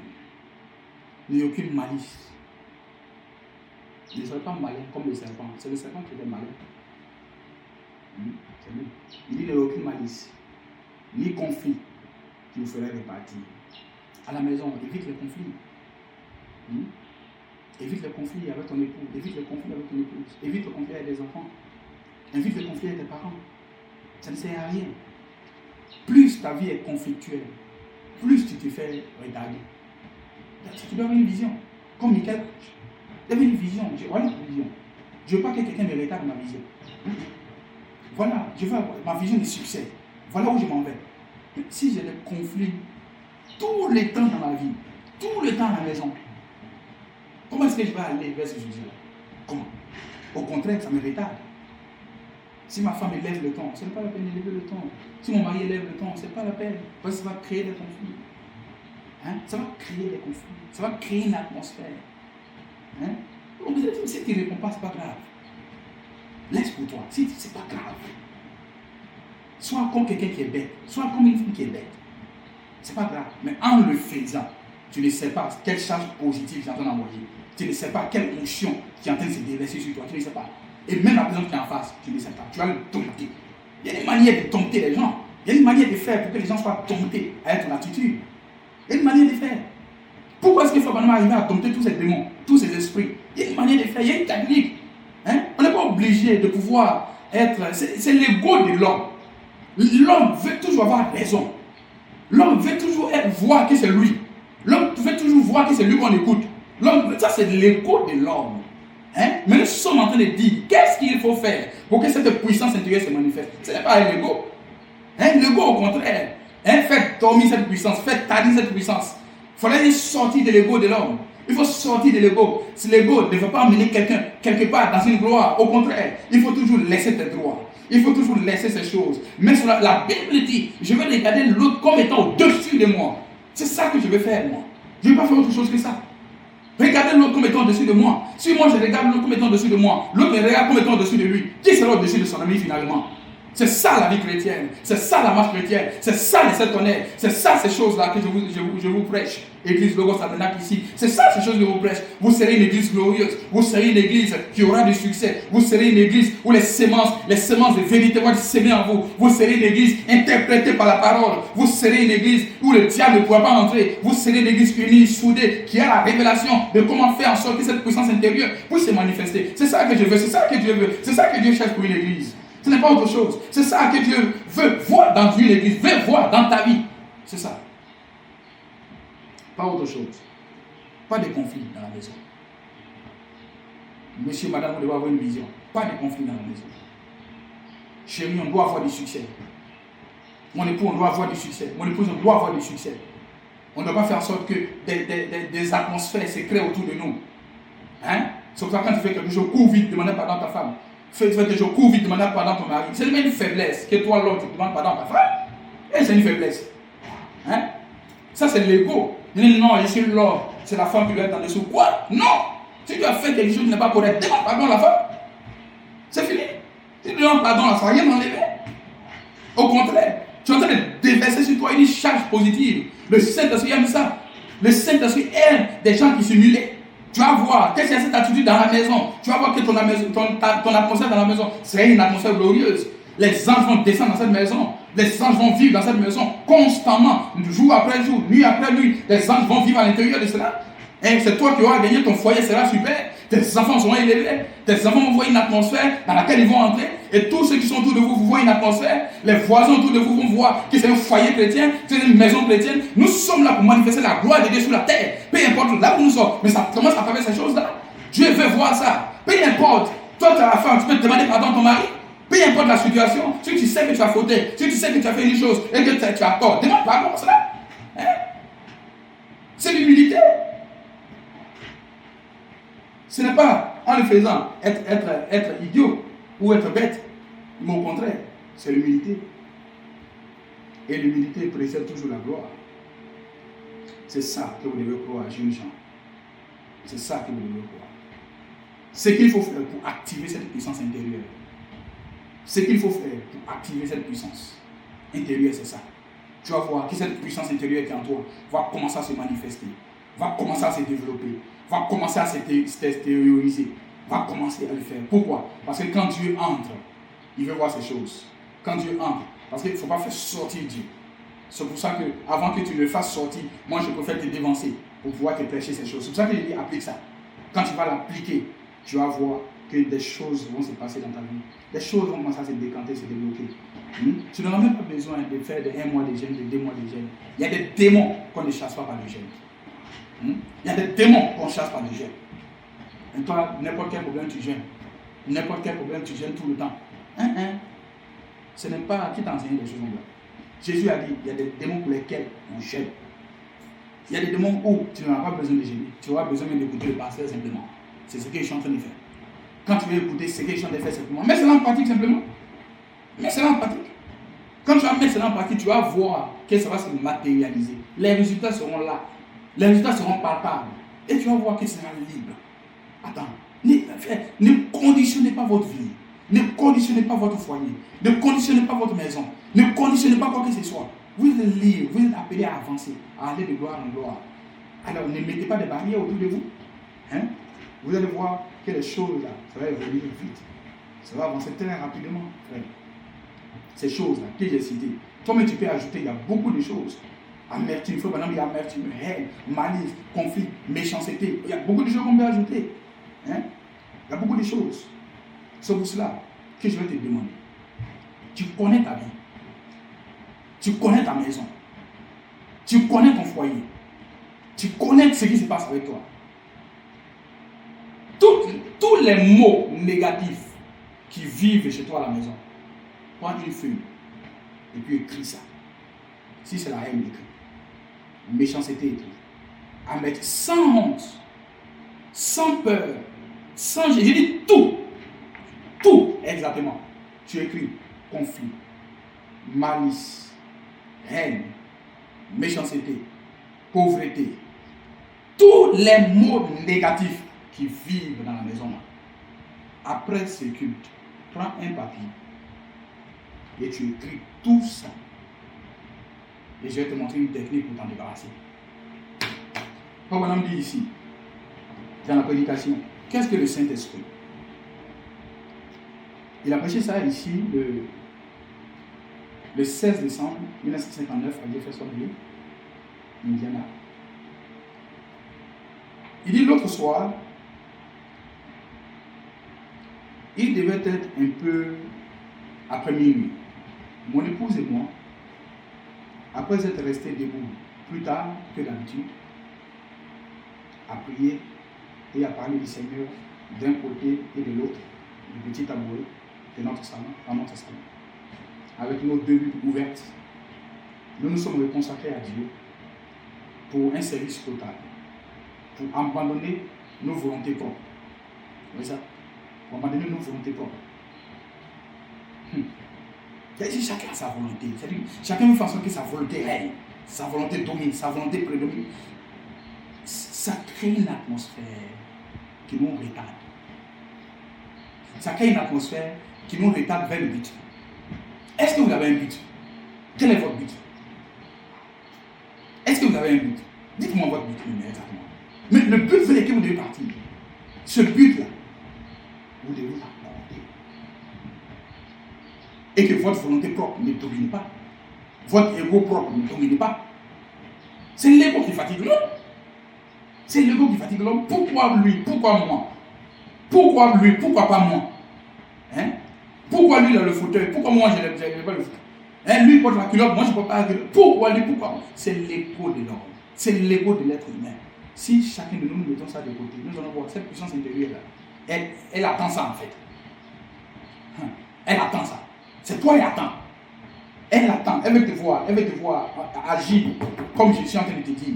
Elle veut te voir faire ça. Il dit, pour en pardonner nos volontés propres. Et tout. Et chaque pensée négative. Tu vois, ça c'est le prophète qui parle. C'est le prophète. Il dit, vous non propre volonté. Il dit et tout. Et chaque pensée négative. Ça c'est le prophète. Lui-même le prophète. Il avait des pensées négatives. Donc vous pensez que c'est spécifiquement à toi. Hein? Vous pensez que c'est spécialement à toi que les pensées négatives sont adressées. Les pensées là, ça vient chaque jour, chaque heure, chaque minute, ça vient. Le prophète dit, nos pensées négatives. Lui-même a des pensées négatives. Nous avons tous des pensées négatives. Donc ce n'est pas quelque chose de spécifique. Comment on fait pour s'en débarrasser? C'est ça qui est le plus important. Pour ne pas que ça demeure en nous. Parce que ça demeure, ça va nous retarder vers nos promesses et vers notre but. Comment faire? Ce qu'il faut faire pour activer cette puissance intérieure? Il dit, donc, pour abandonner nos propres volontés et tout, et chaque pensée négative, et pour servir le Seigneur Jésus. Faut bon ami, j'espère que ça a été votre attitude à vous aussi, que vous avez fait la même chose. J'espère que vous qui m'écoutez, ça a été aussi votre attitude, que vous allez faire la même chose. Amen. Frère, tuez le négatif en cultivant le positif. Tuer le négatif en cultivant le positif. Vous savez, je vous ai tout à l'heure attaqué un arbre, attaquer un démon. Il y a une manière de le faire. C'est pour ça que je te dis, après cette prédication, tu vas prendre ta feuille et tu vas noter tout ce qu'il y a de négatif chez toi, dans ta maison, individuellement, dans ton foyer. Tu vas noter jalousie, haine, méchanceté, impolitesse, pauvreté, tout ça. Tu vas noter ça, c'est négatif. Les expressions négatives, tout ça, tu notes ça. Quand tu as fini de faire ça, tu vas tourner la feuille. Et les mots que tu auras notés les négatifs, tu vas prendre le dictionnaire et tu vas chercher le contraire. Quel est le contraire de méchanceté? Tu notes. Quel est le contraire de pauvreté? Tu notes. Quel est le contraire de ceci? Tu notes. Tu vas noter les mots contraires, tu vas les noter sur le verso de la feuille. Je dis, tuer le négatif en cultivant le positif. Tu ne vas pas t'attaquer à la méchanceté comme ça. Tu ne vas pas t'attaquer à la jalousie comme ça. Tu ne vas pas t'attaquer à la haine comme ça. Ne t'occupe même plus de lui. Quand tu as fini de faire ça, ne t'occupe même plus de lui. Si tu as la haine là, c'est pas grave. Laisse la haine là tranquille. Laisse la jalousie tranquille. Ne t'occupe plus de ça. Mais tu vas t'occuper du verso de la feuille. C'est de ça que tu dois t'occuper à partir d'aujourd'hui. Tu as noté le contraire derrière la feuille. Laisse ce qu'il y a dans ta maison, ce qu'il y a dans ton foyer, ne t'occupe plus de ça. Ne fais plus mention de ça. Occupe-toi de ce qui est noté derrière la feuille. Le contraire, les mots positifs qui sont contraires à ce qu'il y a chez toi, c'est ça maintenant que tu dois t'occuper. Maintenant, après aujourd'hui, tu vas t'en occuper. C'est ça que tu vas regarder. C'est ça que tu vas cultiver. C'est ça que tu vas nourrir. Amen. Parce que celui que tu vas nourrir le plus va vivre le plus longtemps possible. Celui que tu vas vivifier le plus va être vivifié le plus longtemps possible. Celui que tu vas chérir le plus va être grossi le plus possible. Celui que tu vas dont tu vas porter l'attention le plus, c'est lui qui va être chaque jour devant toi. C'est pour ça qu'il dit, ne t'occupe plus de lui. C'est lui. Attends, si dans la maison tu as des enfants, tu as 4 enfants. Tu t'occupes des 3. Beaucoup mieux. Le dernier là, tu ne le regardes même pas. Tu ne sais même pas qu'il existe. Tu ne sais même pas qu'il vit. Les autres là, matin, midi, soir, tu leur donnes à manger. Matin, midi, soir, tu leur donnes le conseil. Matin, midi, soir, tu t'occupes d'eux. Tu vois comment ils vivent, ce qu'ils manquent, ce dont ils ont besoin. Lui là, tu ne t'occupes pas de lui. Tu ne le regardes même pas. Qu'est-ce qu'il va faire? Un jour, tu vas voir qu'il va ouvrir la porte. Il va sortir. Il va aller chercher de l'affection quelque part. Parce qu'ici, il n'y a pas d'affection. Ici, il n'y a pas de lien. Ici, il n'y a pas quelqu'un qui l'affectionne, quelqu'un qui pense sur lui. C'est une image que je suis en train de donner. Hein?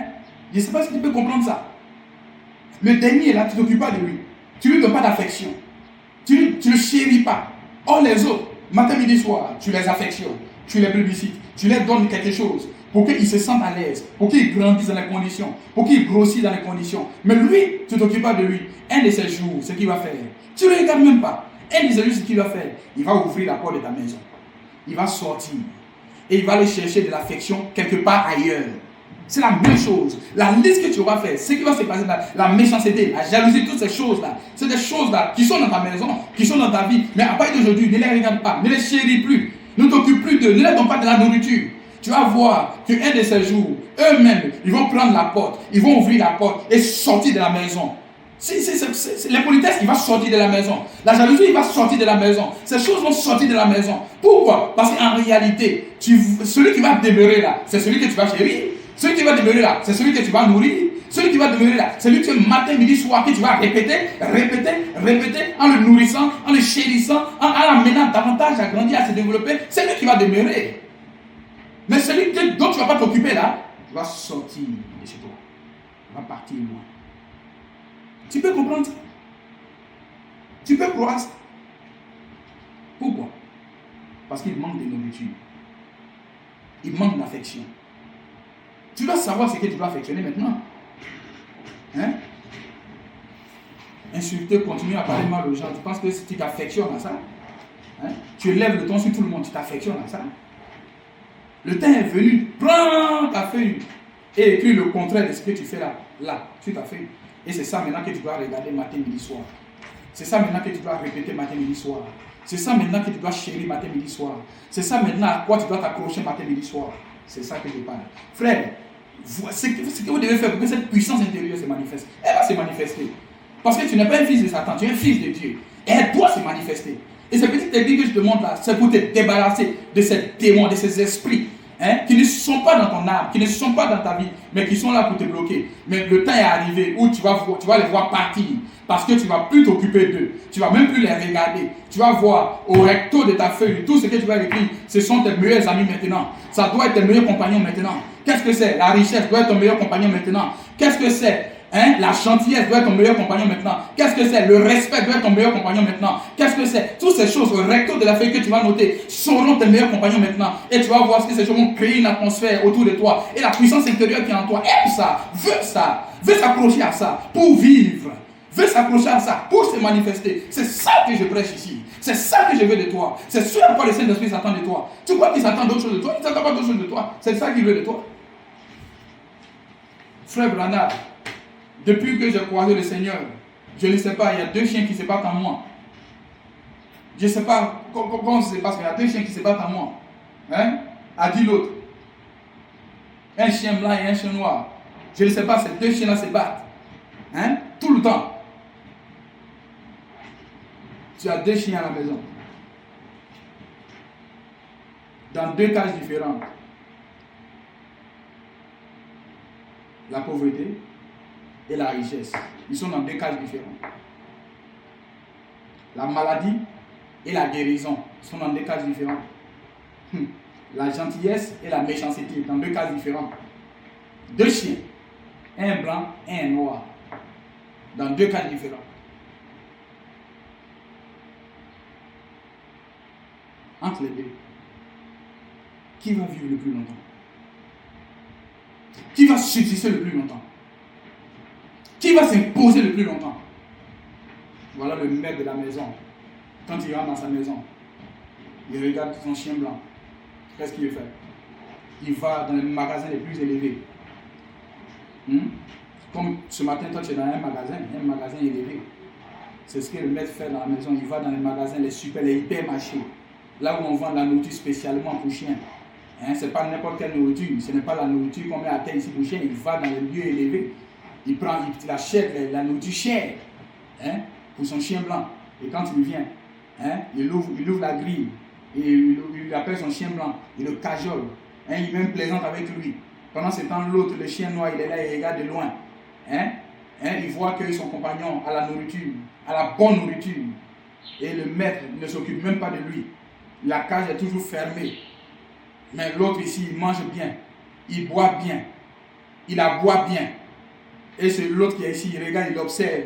Qu'est-ce que l'autre va faire? 1 semaine, 2 semaines, 3 mois, 6 mois. Vous allez voir que les poils du chien noir vont commencer à quitter. Ça va commencer à s'enlever. Il ne mange pas. Il n'est pas nourri. On ne s'occupe pas de lui. Ses poils vont commencer à s'enlever. Vous allez voir, ses os vont commencer à sortir. Il va commencer à maigrir. Et qu'est-ce que vous allez faire? Vous allez un jour mettre un combat au milieu de 2. Vous allez dire les 2 qui viennent se battre. Quand les 2 vont sortir de leur cage, ils vont commencer à se battre. Qui va gagner entre 2 combats? Celui que tu auras nourri le plus. Le chien blanc, il est dodu, il a toute l'atmosphère qu'il faut. Il a été pris, on a pris soin de lui tout le temps. Mais quand il va venir dans le combat, vous allez voir que c'est un combat qui est gagné d'avance. C'est un combat qui ne pourra même pas aller à la fin. C'est un combat qui est déjà scellé. C'est un combat qui est déjà gagné d'avance. Frère, cela dépend de celui que tu vas nourrir le plus dans ta maison. C'est lui qui va régner. C'est lui qui va subsister. C'est lui qui va régner. La puissance intérieure est en toi. Tu n'es pas n'importe qui. Tu n'es pas n'importe quoi. Dieu t'a appelé afin que tu règnes sur la terre. Dieu t'a appelé afin que toutes ces promesses se réalisent dans ta vie. Tu n'es pas n'importe qui. Il y a quelque chose qui se passe sur la terre. Il y a quelque chose qui est en train de se passer. L'enlèvement, c'est pour nous. La transformation, c'est pour nous. Les 7 tonnerres, c'est pour nous. La manifestation, c'est pour nous. Ce n'est pas pour quelqu'un d'autre. Nourris le chien blanc. Nourris ta foi. Nourris cette atmosphère. Frère, tout ce qui est bon Il dit, vous qui êtes si méchants, vous savez donner de bonnes choses à vos enfants. Vous êtes mauvais, vous avez de bonnes choses. La nature de l'homme est mauvaise. Elle s'est donné de bonnes choses à ses enfants. Il dit, combien a plus fort que moi le Père Céleste? Parce que Dieu lui veut donner de mauvaises choses. C'est toi qui veux prendre de mauvaises choses. Sinon, Dieu ne veut pas donner de mauvaises choses. Hein. C'est toi qui acceptes ça, c'est toi qui cherches ça, c'est toi qui veux ça. Dieu n'a jamais dit ça. Il ne veut même pas ça. Il veut te donner les bonnes choses. Il veut que tu aies le meilleur. Il veut que tu aies le meilleur dans ta vie. C'est ça qu'il veut. Et je suis en train de parler ces choses-là. Pourquoi je dis de prendre note? Parce que tu dois avoir le meilleur. Toute cette liste que tu vas faire. Matin, midi, soir, tu vas regarder ça. Matin, midi, soir, tu vas répéter ça comme Michel-Ange. Matin, midi, soir, tu vas regarder ça. Je dis, liste cela au recto. Liste le contraire au verso. Maintenant, l'autre là, tu mets une croix rouge dessus. Maintenant, tu viens au verso. Et maintenant, le contraire, c'est ça que tu répètes chaque jour. C'est ça que tu regardes chaque jour. Colle ça même dans ta chambre. Colle ça même dans ta voiture. Colle ça partout où tu vas. Colle ça dans ton sac. Colle ça partout où tu vas. À chaque fois, tu vas répéter ça. Tu vas regarder ça nuit et jour comme Michel-Ange. Parce que Michel envoyé la statue de Moïse nuit et jour. Il voulait aller là-bas. Et là, si tu mets ça au verso, ça veut dire que c'est là que tu dois aller. Hein? C'est pas ce que tu as mis sur la première feuille là, c'est pas ça que tu dois regarder. Tu vas mettre le droit dessus, mais là où tu as mis au verso, c'est ça que tu dois regarder. Matin, midi, soir, tu dois nourrir ça. C'est ça le chien blanc. Tu dois nourrir ça. Tu dois chérir ça. Tu dois affectionner ça. Tu dois répéter ça. Maintenant, tu vas appliquer ça dans ta vie. Ça peut être difficile comme le sport au début, mais tu vas voir qu'une fois tu vas faire, 2 fois tu vas faire, 3 fois tu vas faire, ça va devenir encore plus léger. Ça va devenir encore plus léger et tu vas voir que ça sera ta vie dans la pratique. Ça sera dans ta vie matérielle. Ça sera chaque jour dans ta vie. Tu vas matérialiser ça. Tu vas voir même que les ondes de succès vont venir à toi. Tu vas voir. Tu seras même là et les gens vont venir même vont taper à ta porte. Le succès est là. Il est attiré par ce que tu es en train de faire. Lui-même, il va quitter loin là-bas, il va venir taper à ta porte. Et quand tu vas ouvrir, tu vas l'accueillir bras ouverts. Mais réellement, tu l'as appelé sans le savoir. Tu l'as appelé sans le savoir. Tu l'as mis en pratique sans le savoir. Et il va chercher. Comme la peur que tu développes, le diable cherche, il va venir taper à ta porte. Débarrasse-toi de cela. Mais tous les mots que tu vas mettre au verso, qu'est-ce que tu vas faire? Tu vas commencer à les répéter, tu vas commencer à les déclarer, tu vas commencer à les dire. Alors le succès maintenant va être détaché quelque part. Lui aussi, il a des ondes qui l'attirent. Lui aussi, il a des gloires qui l'attirent. Et ces choses-là, il va venir, il va voir celui qui répète ça, celui qui applique ça, celui qui déclare ça. Il va venir vers toi. Il va taper à ta porte. Il va taper à ta chambre. Et tu vas le voir. Et tu vas rendre témoignage dans ta vie. Tu n'es pas belé à avoir quelque chose de contraire que ça. Tu n'es pas belé à ça. Tu vas voir. Qui va venir à toi. Aussi sûr que je me tiens ici et que je parle, il viendra à toi. Est-ce que tu le crois? Il viendra à toi. Frère, nous sommes sur cette série-là. Dans cette série-là, au sortir de là, quelque chose va se passer en toi. Quelque chose va se passer. Tu vas te dépouiller. Tu vas te dépouiller et tu vas vivre une vie chrétienne réelle. Manifester dans ta vie. Et tu vas voir que tu seras un homme différent, une femme différente, une maison différente. Tu vas voir, des choses vont se passer.